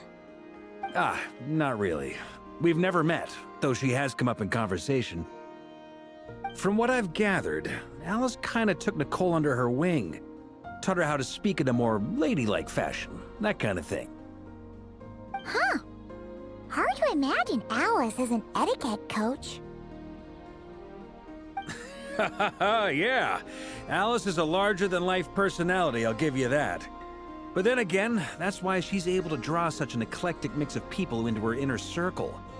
If I remember correctly, being an interesting person is actually one of her main entry requirements. So, if you ever wanted to join the Hexenzirkel, I'm sure you'd both be eligible to apply. Hey! Don't go around making promises on Alice's behalf! I wouldn't dare. I'm just trying to paint a picture of the Hexenzirkel for you. Okay, sure. Anyway, since none of us have ever met Nicole, how are we supposed to find her? We can't just go up to every woman in sight and ask, "Hey, are you Nicole?"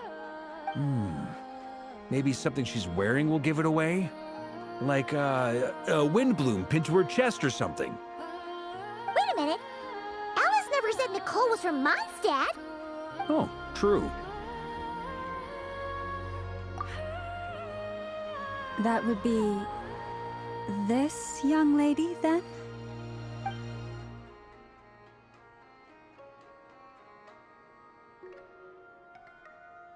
Hey there! Sorry to disturb you, but... are you Miss Nicole? Varka, Knight of Boreas of the Knights of Favonius. Alice might have mentioned me before. Ah! Have we got the wrong person? Sorry. Well, this is awkward. When I shook my head, I meant, no, Alice hasn't mentioned you before. Huh? Where is this voice coming from? My apologies. For certain reasons, I am unable to speak. This is the only way I can communicate with you. It might take some getting used to, but I hope you can understand. Hey, it's fine. I'm more shocked by the fact that Alice never speaks about me. I mean... As for you two, we have crossed paths twice before, but it is nonetheless a pleasure to finally meet you. Oh, it's really you! Thanks for all your guidance in the past! You're quite welcome. This time, things are different. We have reached the unwritten pages of the story. You might say that we stand at the crossroads of fate.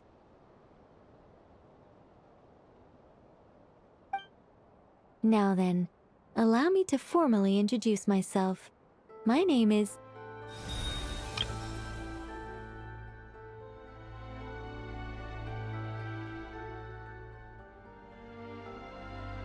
No, stop!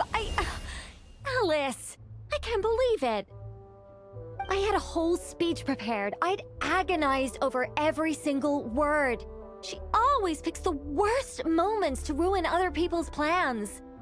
I'm so sorry about that.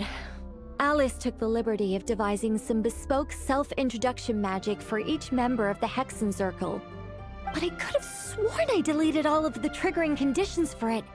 How did it bypass everything? Oh gosh, this is so embarrassing. This is a very different side of Nicole than what we're used to. Is she not used to face-to-face interactions? Don't worry about it. We've seen that introduction magic once already, so it wasn't too much of a shock. Please go on, Miss Nicole. We'd love to hear what you have to say, or, well, communicate.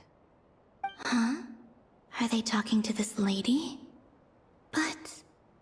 Will you all promise to forget that horrendously embarrassing introduction? Sorry? Embarrassing? When?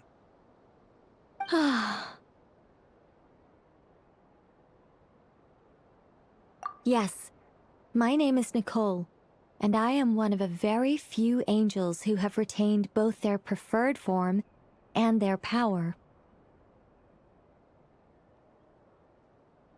The Traveler and Paimon should be no strangers to this concept. There is another of our kind in Natlan. They call her the Lord of the Night. Alright! Paimon remembers her! Yes. Well, I have retained more of my power than she. It's because I don't have a long-term duty to fulfill. To be more specific, no. We'll be here all day if I get into the specifics. Moving on. If I'm not mistaken, you are here because you wish to learn how one might reach the moon beyond the sky. That's right. Is that something you can give us any guidance on? Yes, I do know a way.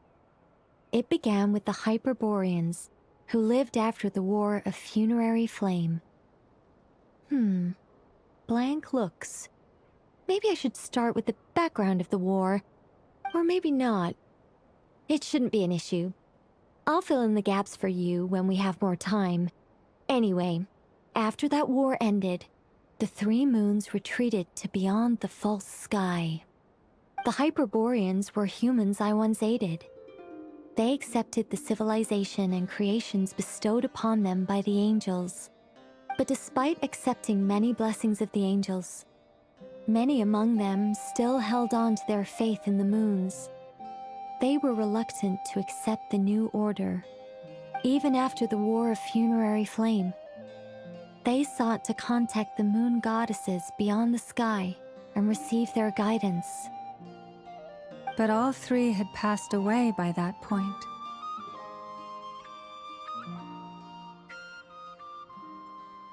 This mage has a unique method of communicating. Is she talking about the moons? Yes, but they did not know. And so, still they prayed for the moon goddess's mercy. After building titanic structures that consumed vast amounts of Kuvaki, at last they glimpsed the moons and heard their voices. But of course, they were gravely disappointed. For it was then that they realized the three moon goddesses were dead. Oh, that's such a sad story. It is. Humanity was in a very sorry state at that time. The angels who had once aided them were gone, and the War of Funerary Flames had left them homeless and destitute. Just a second, I gotta ask. How relevant is all this history to the task at hand? Well, I mean, it's... Okay, it seems we've drifted into irrelevant narrative waters. It's been a while since I've had the chance to speak inside someone's head. As soon as I got started, I lost control, and the words just flowed out like a waterfall. What I'm trying to say is... Right, yes, that's it. The relevant part is the ritual created by the Hyperboreans. The fact that they bypassed the false sky and saw the true moons implies that they successfully built a connection between Teyvat and the outside world. Which means, with enough Kuvaki and a sufficiently stable connection, it should be feasible to send one person over the border. Okay, so they built some kind of portal? Oh, Yes. A portal. Yes. Is something wrong? You sound disappointed. I just didn't expect you to summarize it so well. It turns out I could have said all that in one word, if only I'd managed to think of it. No, please, it's fine. This is invaluable knowledge. I'll be sure to record and preserve everything in writing. Oh, really? Well, in that case, I suppose I could backtrack and add some more detail. I did gloss over a few things so far. Whoa, whoa, whoa, time out. Let's summarize what we've got first. The Hyperboreans were the last ones to use this method, right? So we somehow need to find whatever structure they built and make sure there's enough Kuvaki to power it up. Luckily, we have the moon marrow of both the eternal and iridescent moons, so we're all good for Kuvaki. Which means the key issue we need to focus on is finding the place. Am I right so far? Yes. Although, I expect the structure is long gone by now. That said, what if we could take advantage of the phantoms to travel back to a time when it still existed? Well, travel back isn't quite accurate. It's more like we'd be creating a handshake between 2 points in space-time. We wouldn't even have to pick a time when it still existed. It could just be a time when it still appeared in phantom form via projection, or we could project our own phantoms, fold them together, and... You look lost. Was that too hard to follow? Yeah, things got a little, technical there. Paimon's brain is reaching capacity. All right. Let me think about how to put this more simply. Okay, got it. Over the next few days, I'll search for phantoms that we can use. Once I find one that meets the criteria, I'll let you know and we'll regroup. By completing certain rituals, specific individuals will be able to enter the phantom and make it to the Hyperborean structure. If everything checks out, and it looks feasible, we'll just need to wait for Moon Prayer Night, and we can send the Moon Goddess back home. I'm really skimping on the detail here. Is this making any sense at all? I think so. For now, we'll just wait to hear from you. Yes. Basically, yes. Great. Counting on you. In the meantime, we'll focus on finding the Moon Goddess's name. My name? Are they looking for a way to stop me from disappearing? Excuse me, Miss... Go on, Miss Nicole. This conversation was a little all over the place. I didn't catch your name. I am Lauma, of the Frost Moon Scions. Ah, I did wonder. I noticed that you listened very intently when I spoke about Hyperborea and the moon's history. If you'd be interested, I'd love to visit you this evening and go through it again in greater detail. Also, if you were serious about making a record, it would be too risky to simply write down the raw details as is. I would suggest some tweaks. Maybe rewrite the stories as fairy tales or fables, perhaps even prayers. Anyway, we can cross that bridge when we come to it. So, see you later then? Oh, and no need to prepare anything. Just a cup of tea will do. See ya! She seems friendly. It's just... It's so nice to find someone who's actually willing to listen. I've been dying for a chance to finally go through all this systematically from start to finish. Any longer and I'd probably start forgetting it. Now Paimon gets why Alice told us to mind our heads. Ha ha ha ha! What did I tell you? A lot of quirky people in Alice's orbit. Now then, the next order of business is... where do we start looking for the Moon Goddess's name? Maybe the rest of what Nicole has to say might give us some clues. Once I've heard her out, I'll summarize the salient points and share them with you all. I'm also inclined to review our other documents. Yes, our faith was first established by our Hyperborean ancestors, but many of the more factually accurate records are from after Kutar's birth. Sounds like we're gonna follow Columbina's journey through Devat, huh? In that case, we'll start by heading to the Frostmoon Enclave. Sounds like a plan. Take this with you. I'll see about getting in touch with the Fatui. It'll probably just be Arlecchino and Sandroni again. They're the only ones who would want to help. Thank you, Mr. Varka. Don't mention it. Honestly, I'm more comfortable dealing with the Fatui than prying into the details of a young lady's childhood. Catch you later. I should follow them, just in case there's some way that I can help.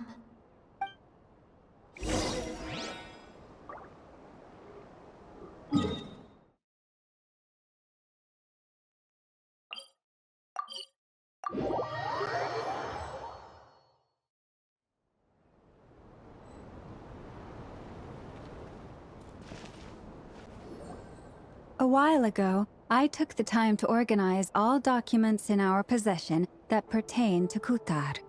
What you see here is the material I consider reliable. You're saying there's unreliable material too? Yes.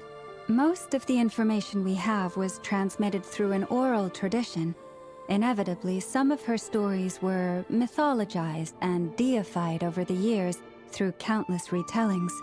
That's why I organized them into reliable and unreliable. There's no sense seeking answers in history unless we can ensure the veracity of the historical record. Makes sense. All right, let's take a look through.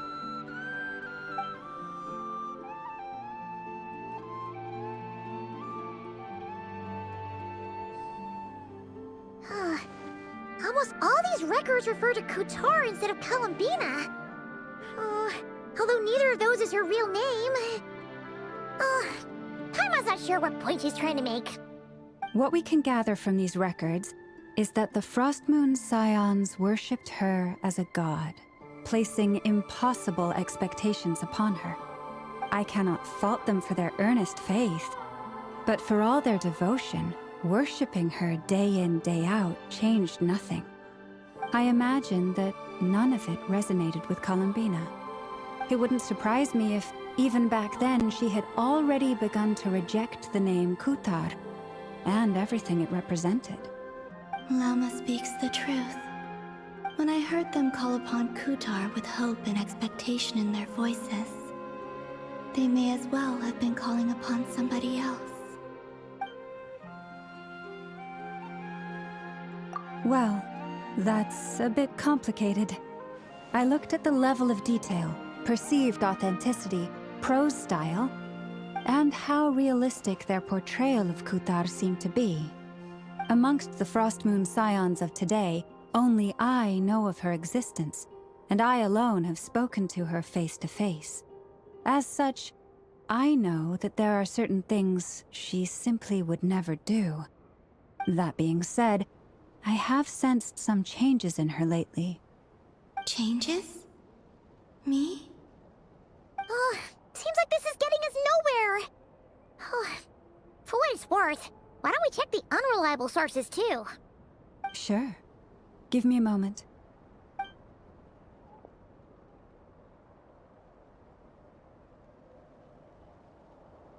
Exerting but a fraction of her divine might, Kutar sheared a great mass from the snow-capped mountain and cast it into the sea, upon whose surface shone the mirror image of the moon. Thus was formed the island of Hisi.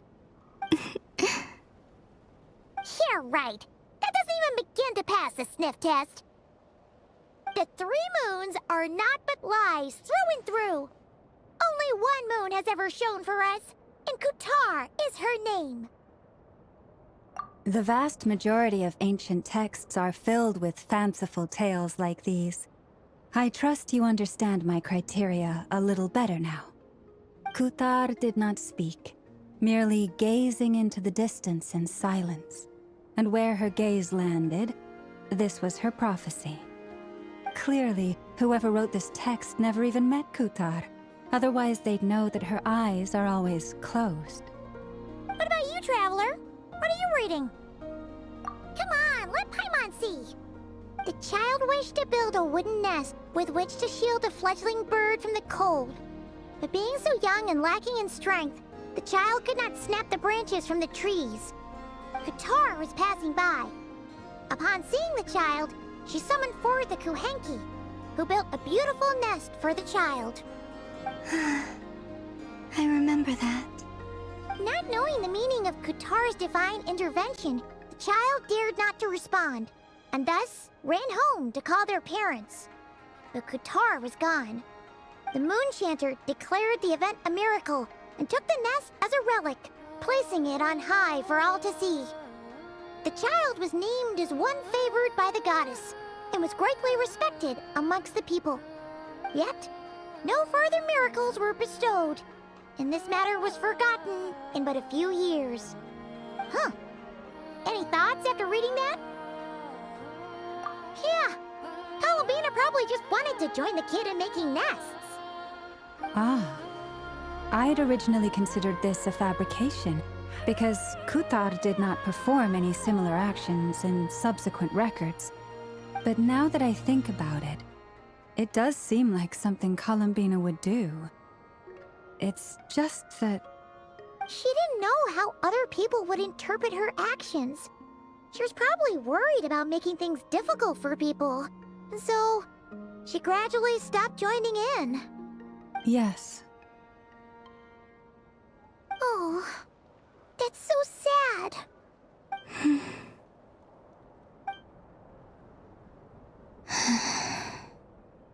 And now, I can make no such gestures of warmth, even if I want to.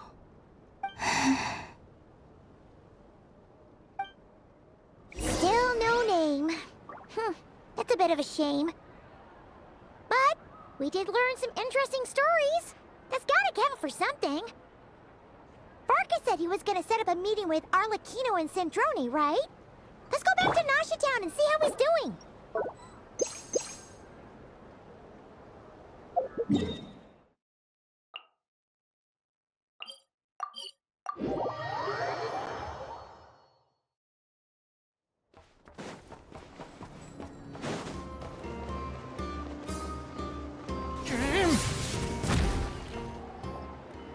Let's see. There's Varka. Oh, and it's Durin and Albedo too. Yeah, this is pretty much the same place we bumped into each other last time. I convinced them to stick around a little longer. We were all waiting on people, so I figured having a little company would help pass the time. Ah, so you've been waiting for us? Does this mean that you've already arranged things with the Fatui? Sure does. Now you're back, we can go meet up with them together. How'd your investigation at the Frost Moon Enclave go? Well, we didn't find out Columbina's true name. But apart from that, it went pretty well. Aha, just as well that I didn't tag along then. I'm sure our moon goddess wouldn't want every man and his dog knowing all about her private life. Still, desperate times, desperate measures, I guess. Someone had to do it. So, Varka was waiting on us, but what about you two? Are you waiting for Alice? Oh, no. We already met with her. We discussed that experiment I mentioned to you last time. Oh, and she also handed me this communication device. That's right. I understand she informed you about the relationship between the phantom phenomena and Tevat's borders, yes? She wants me to help her with some more experiments on that front. She said that she'll contact me through this device with more information. Ah, I see. Following instructions and making observations. Pretty common research method. Takes me right back to Albedo's lab. Wait, then who exactly are you meeting? Someone you know. Albedo's met him too. But I don't think Miss Lauma or the Grand Master have been introduced. Introductions are overrated, especially in cases like this. It's you! So, It's not like the academia has prohibitions against going abroad. Also, I applied for leave. I've been writing to Hat Guy since obtaining a human form. I've already brought him up to speed on everything that's been going on in Krai. Hat Guy? Turns out, I actually have heard that name before. Oh? Then why did you react the same way I did? I only knew the name, not the fella. But since we're all here, let's do some introductions for what it's worth. I'm Varka, Grand Master of the Knights of Favonius. Lauma, Moon Chanter of the Frost Moon Scions. And I'm a Driosh from the Vahumana Darshan of the Sumeru Academia. Hat Guy. Good to see you again, Mr. Guy. I believe we last saw each other on the boat ride here.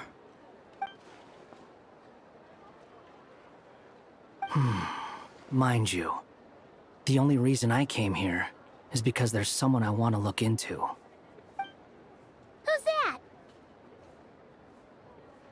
The Doctor, also known as Dottore, second of the Fatui Harbingers.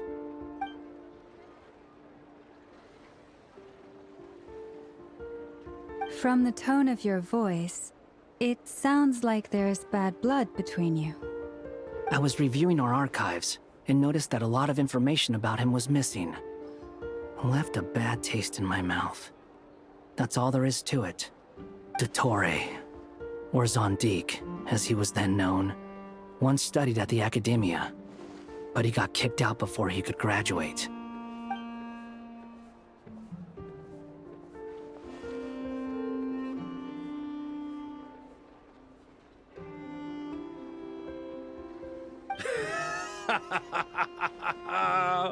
So the Harbinger's #2 man is a college dropout?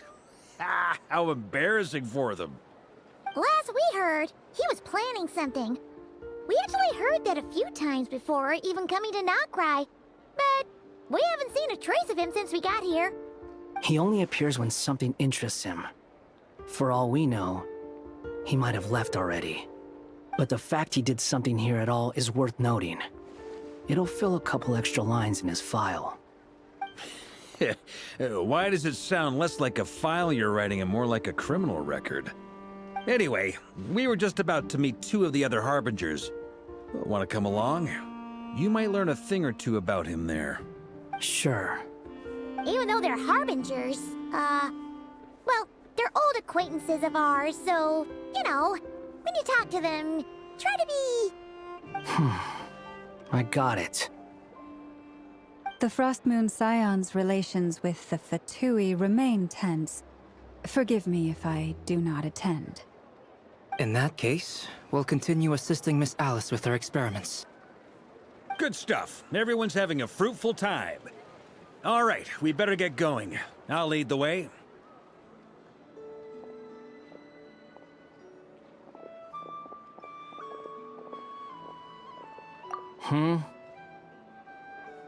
Well, yeah, that's obviously part of it.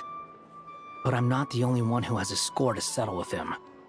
Neither you, nor Lesser Lord Kusanali, nor I want to see him meddling with things again. What's the hurry? Don't worry. Pigeons always know which way home is.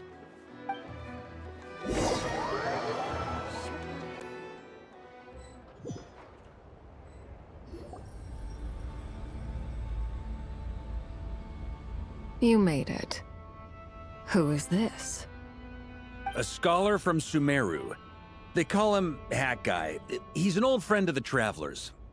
Wait, this is the Academia representative you wrote about? He doesn't exactly look the part. I believe this will prove my identity. You'll notice it bears the seal of the Sanctuary of Surasthana. Well, what do you know? So it does. All right then. My mistake. It's fine. I expected as much. What? So as I mentioned in my letter, the Academia's got its eyes on Dottore. But this matter remains top secret. Apart from those assisting in the investigation, the fewer people who know, the better. If anyone asks, I'm here in Nocturne to pursue my personal academic interests. Gotta say, Barca, you did pretty well to keep all this under wraps for so long. Sounds like you got in touch with the academia about this way back. Haha, you flatter me.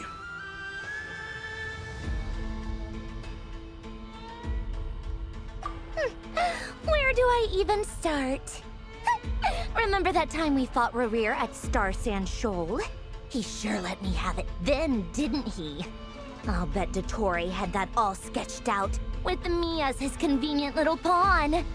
He could not care less about us if he tried, but hey! The feeling's mutual.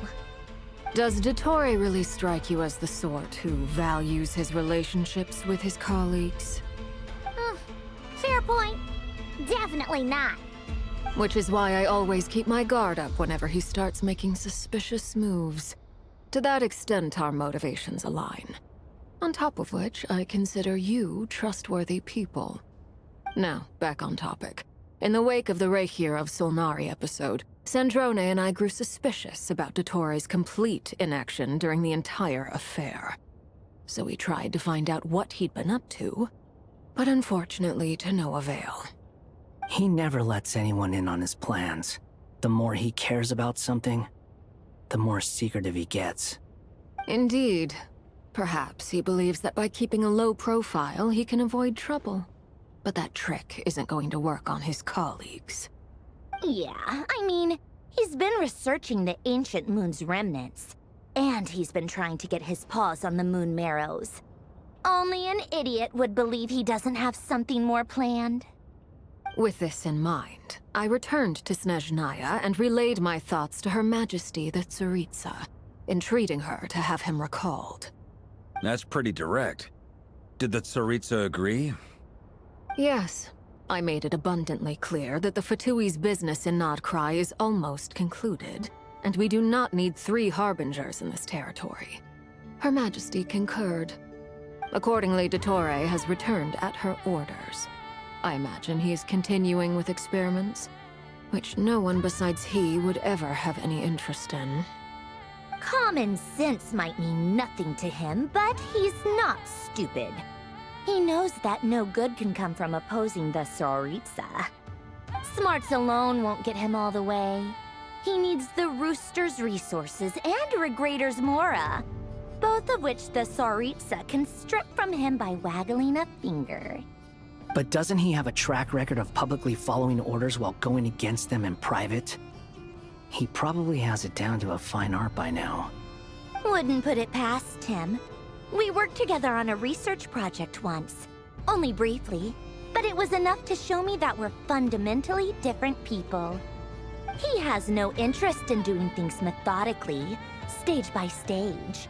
His thoughts jump all over the place, and the moment his curiosity is satisfied, or he gets the results he wants, he disappears.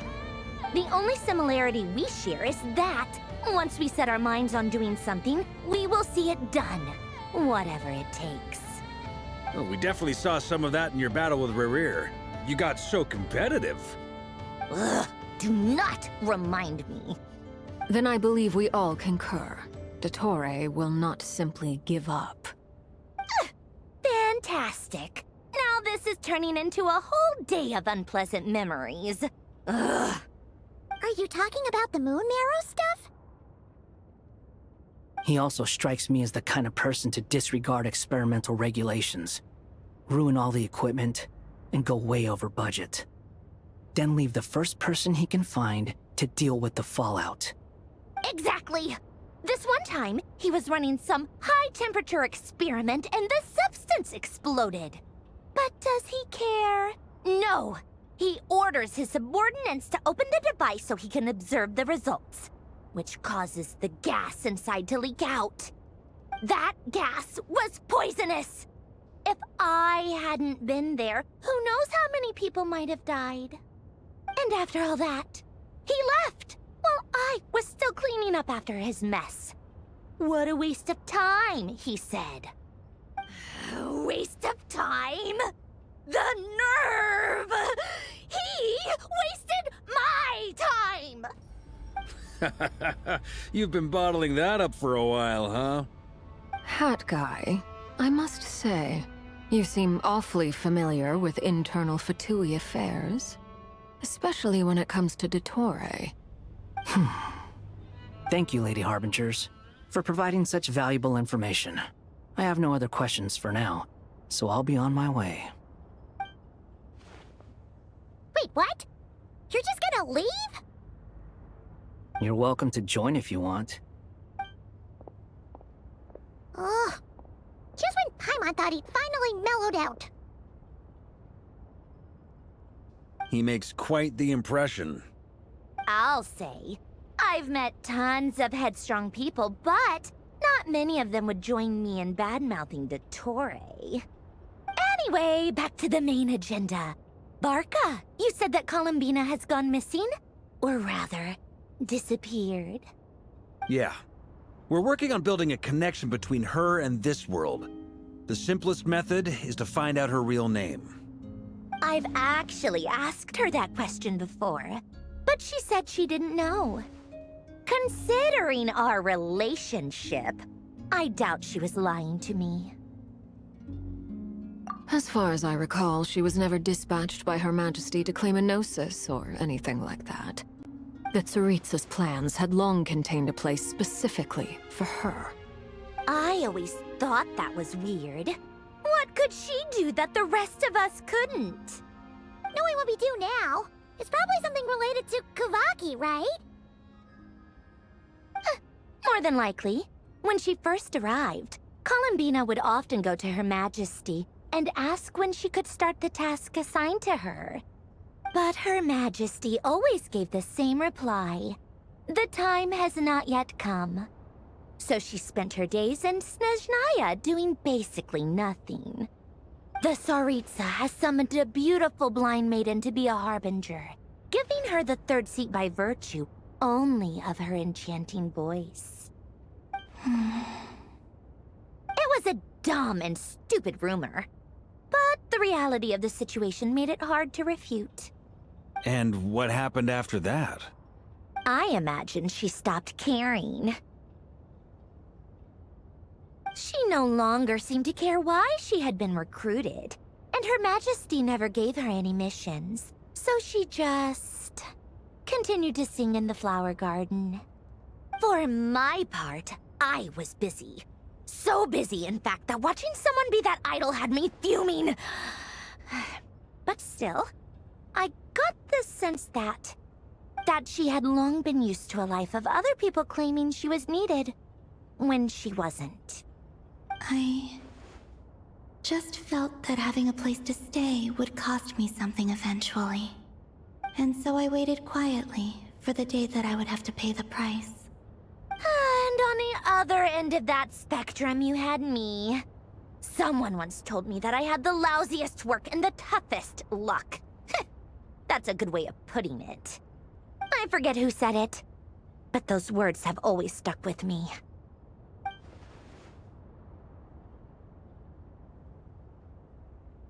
But you've done your job exceptionally well all this time. Because at heart, you are a conscientious person. What is it? Something come to mind?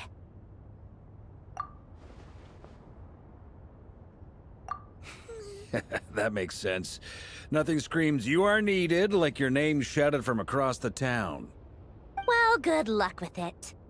But if you ask me, Columbina is still the most shoutable name. I'm just so used to it now, after all the arguments we've had. I can't be bothered trying to remember another name for her. Nor I. Sandrone. Harlequino.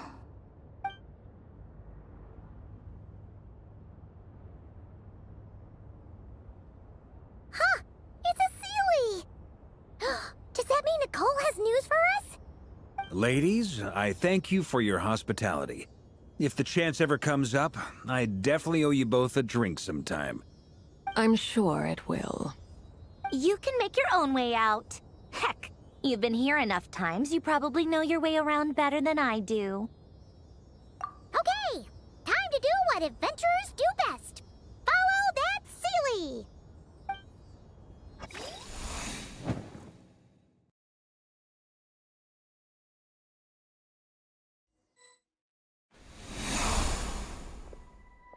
Here you are.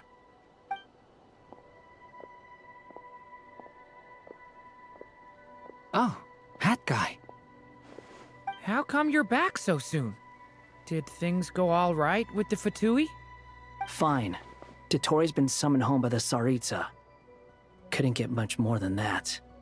How about you? Any progress with the investigation? Unfortunately not. We've tried everything. Different phantoms, different locations, different points in history. But the results were the same each time. Abyssal monsters roaming the land. People crying out in despair, with no hope of being rescued. Every time I see it, I can't help but think, is this what it was like in Mondstadt when Dragonspine Durin attacked? And if I fail in the task I've been given, will I create yet another tragedy? That's just meaningless speculation. When we encountered similar phenomena previously, I tried to interfere with those illusions, using sounds and lights to guide them. However, we could not change their fates. At most, we were able to extend their existences. The events of the past are like fate that has been written into Irminsul. There isn't a living thing in Teyvat that can escape its past. But Miss Alice instructed us to try to find ways to change the outcome that these phantoms face. It's an impossible task. Can't you just refuse? Since she asked us to do this, I feel like it can't truly be impossible. Or if it is, well, mages can make the impossible possible. I could not have been born as Durin otherwise.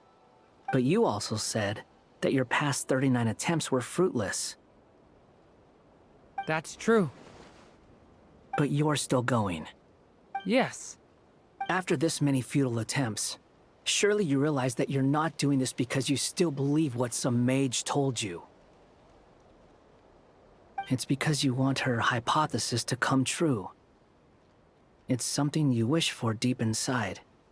So, think for yourself about what you want to do. As long as you don't believe it's futile, it isn't. Yeah.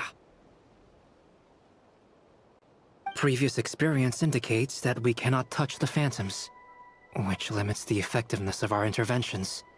If we want to clear this hurdle, we need to break this rule somehow. Same thought here. Following the same rules means repeating the same failures. Reducing ourselves to mere playthings of fate. So you mean we need to figure out a way to make contact with them despite knowing that we can't? Yes, and I suspect that's something only you are capable of. Everything in Teyvat is logged in Irminsul, but the withering that once occurred in Sumeru was a sign that the Great World Tree was being corrupted. This corruption allowed things that should not have existed in Teyvat to appear. This is tantamount to rewriting reality to an extent. You're saying abyssal power might be able to affect those phantoms? No one's ever tried it before. If you're gonna try it, it'll take courage.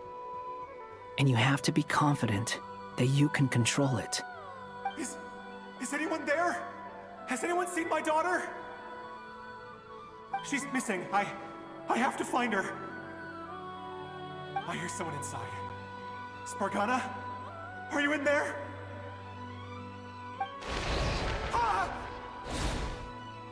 If I can use my abyssal powers to warn him that there is danger here, maybe it'll change his decision. Maybe he'll stay away. Yes. The important thing is not the nature of the power, but rather how you use it. To intimidate and obstruct. Sounds about right for the Abyss. Let me try. I should be able to influence that thing. Have you seen the little girl?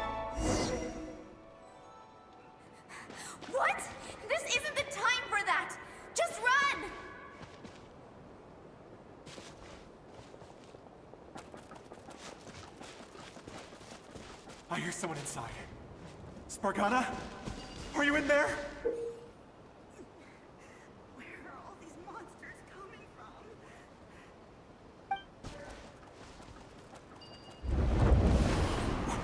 What is this? Looks dangerous. I should get out of here.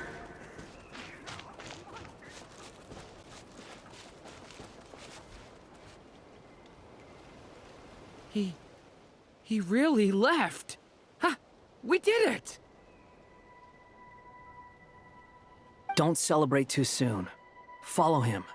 See what he does next. Monsters approaching from the front. You need to stop them and create an opportunity for him to hide.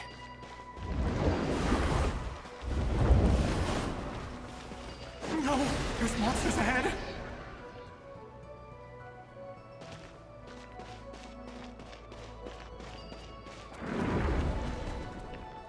Wait, is that the barrier I saw earlier? Why is it appearing now? It's as if someone's controlling it. The monsters are gone. Is it...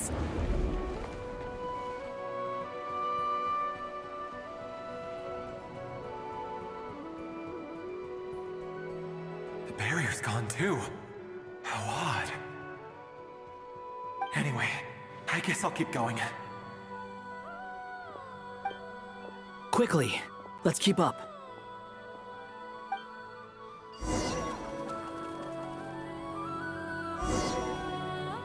Wait, there was someone else here? Don't go any further. We've got anti-monster traps laid out everywhere. But my daughter must just be up ahead. I have to go. This way's blocked.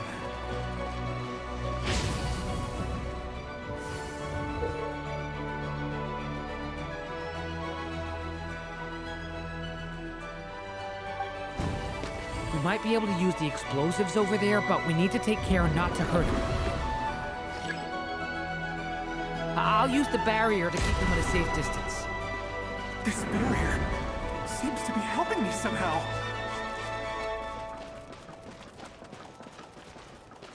Hey, wake up! Oh, no good. Gotta keep moving ahead.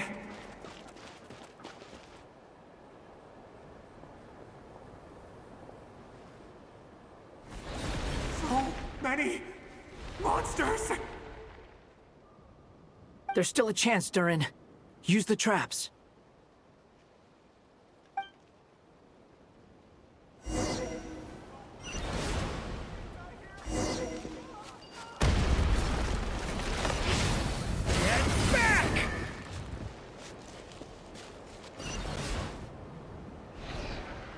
Help me!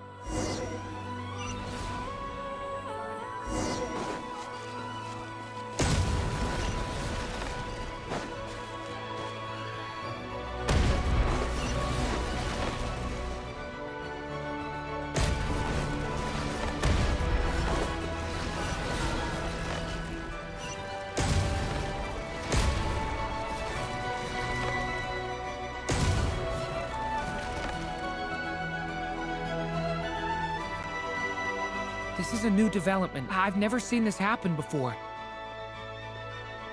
We might just be able to save this person.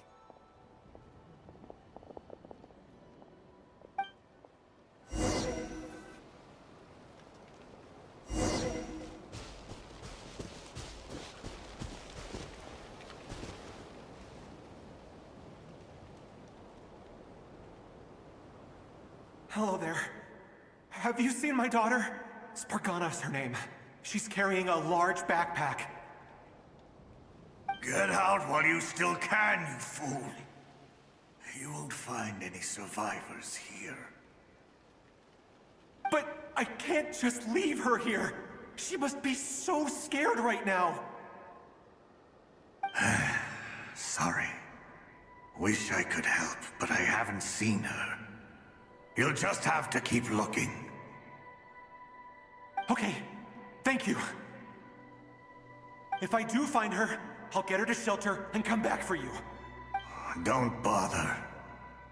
I've got nowhere left to go. What's that noise? Monster!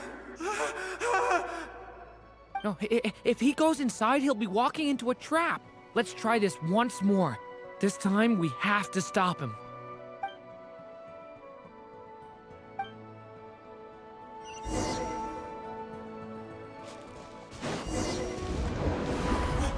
Why?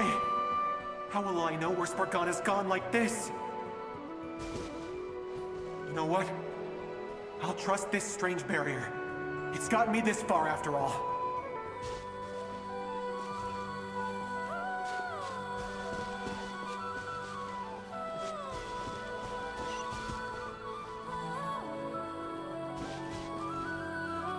Spargana, are you there?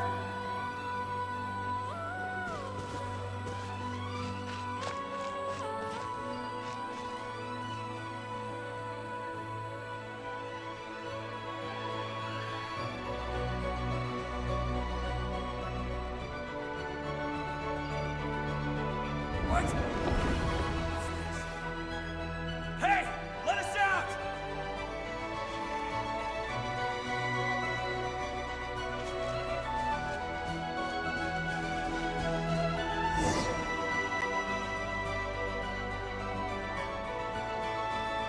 Huh? That looks like one of my daughter's books! Thank you. Thank you! Yes, it's one of hers for sure. That's her name on it right there. She left her backpack here. Durin, just like last time. Use the explosives.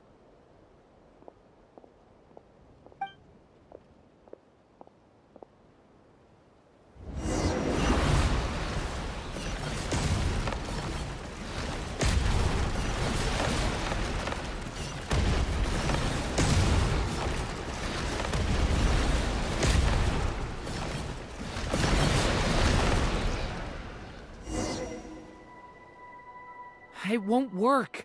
There's not enough left. If he makes it in, he'll die. But then, this clue could be the key to him finding his daughter. It might not be the only one. Better he misses that clue than loses his life. I guess so.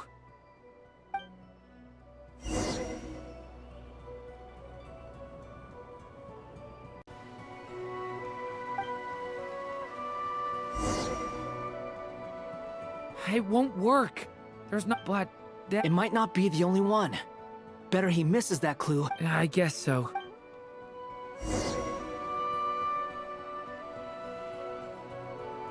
Stop him, Durin.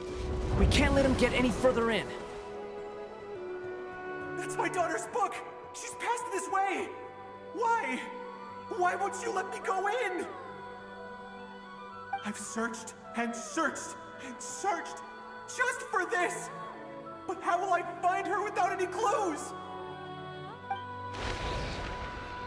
I no longer have anywhere else to go.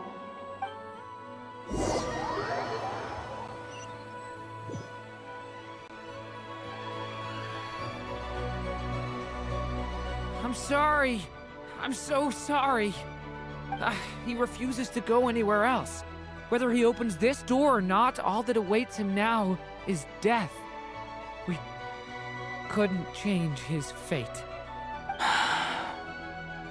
Albedo? Hat Guy? Let's try one more time. I don't know how we're gonna do this, but I don't want to give up either.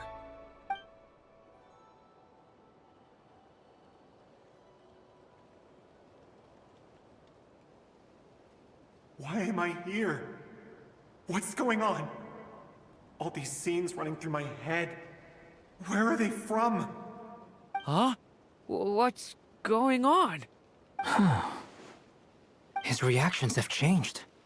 How many times have I... What's happening to me? Huh? Wait. Who are you? You can see us now? I feel like I always could, but that I only just realized you were there. I'm sorry, I don't know how to describe what I'm feeling. But you were the ones guiding me using that marked barrier, right? I haven't done anything yet, but those monsters, those deaths, they feel like memories. Like things I really did experience. I won't find my daughter. In fact, I'll ultimately die trying to find her. Isn't that right? Well, no, it isn't. Yes, it is. Even so, we're trying to find a way out of this. You've not seen my daughter either, have you? It seems she really isn't here. I'm sorry we couldn't help you.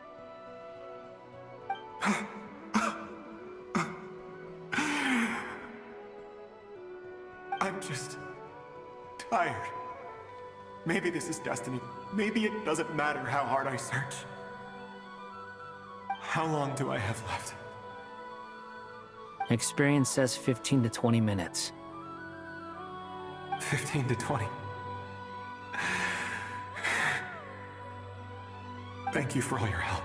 Let's rest a while. You look exhausted too. Now's not the time for you to start pitying us.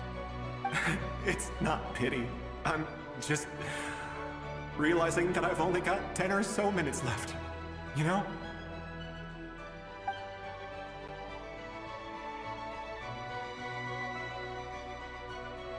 You say you're from Mondstadt, yes? A place with windmills, where people enjoy limitless freedom? And you're from Sumeru, where they've built an academy into a giant tree? Yes. It seems you've never heard of either place. Those names are unknown to me, I'm afraid, yes. Have you heard of Hyperborea? I have, but I heard that it was destroyed in the distant past.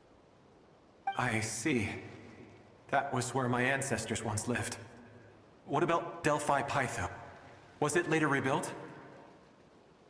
I've never heard that name. Then what about Sal Vindaknir? I have seen that name on stone tablets on Dragonspine. But I'm afraid the only things left of that place are its ruins. I see. Sure enough, there was no way to turn this around, huh?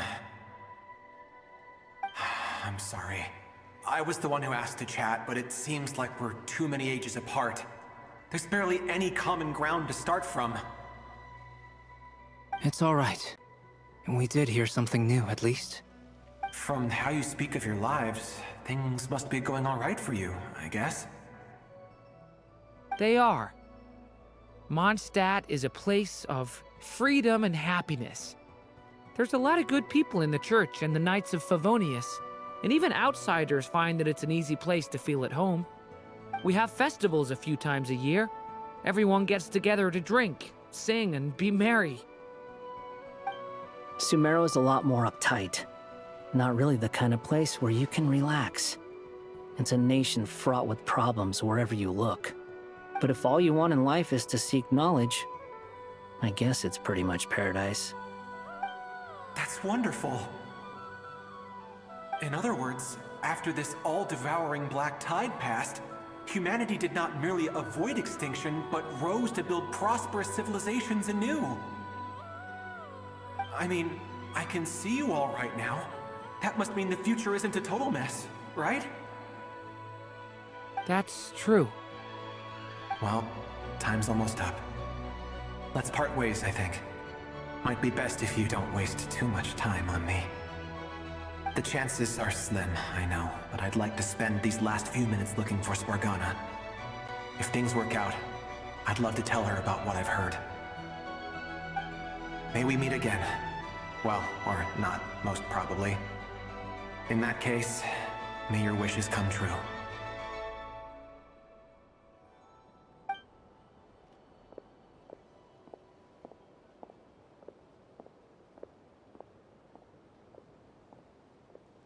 He's gone. In a few minutes, he will meet the end that was his to begin with. The ending of this tale did not change, but I believe that we've just made the most progress we have yet. May your wishes come true. If only it were so simple. Hat guy, could I ask you a question? You've never talked about your past.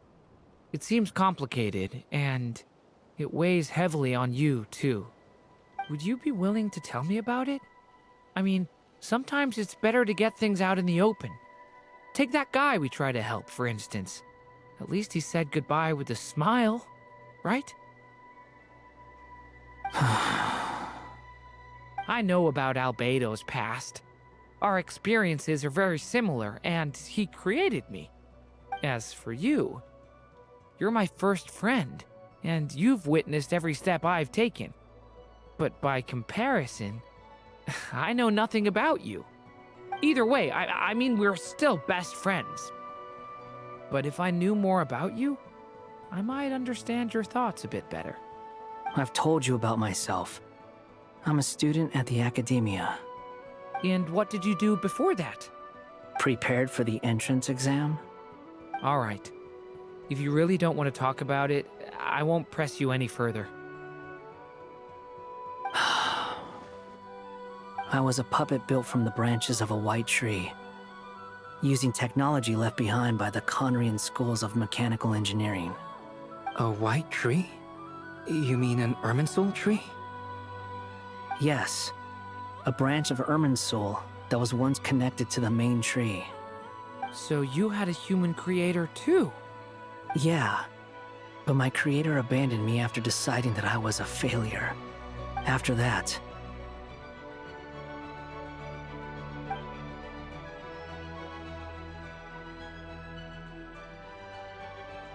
Durin, resisting the influence of the Abyss, suppressing the urge to destroy, trying to do the right thing.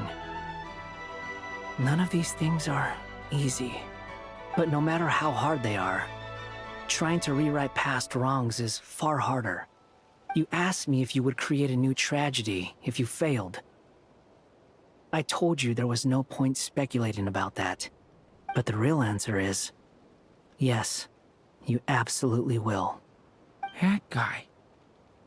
But at least you've got people here to help steer you away from the wrong path.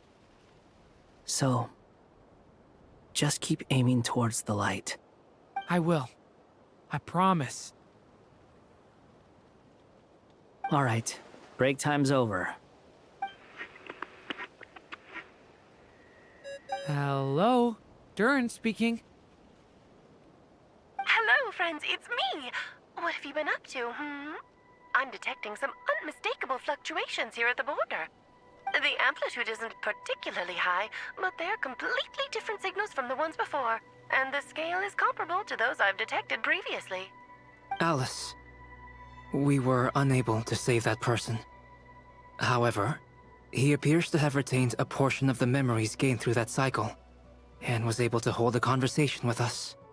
I see. Well, that is rather odd indeed. It definitely merits further attention. Could I trouble you to keep trying the same approach?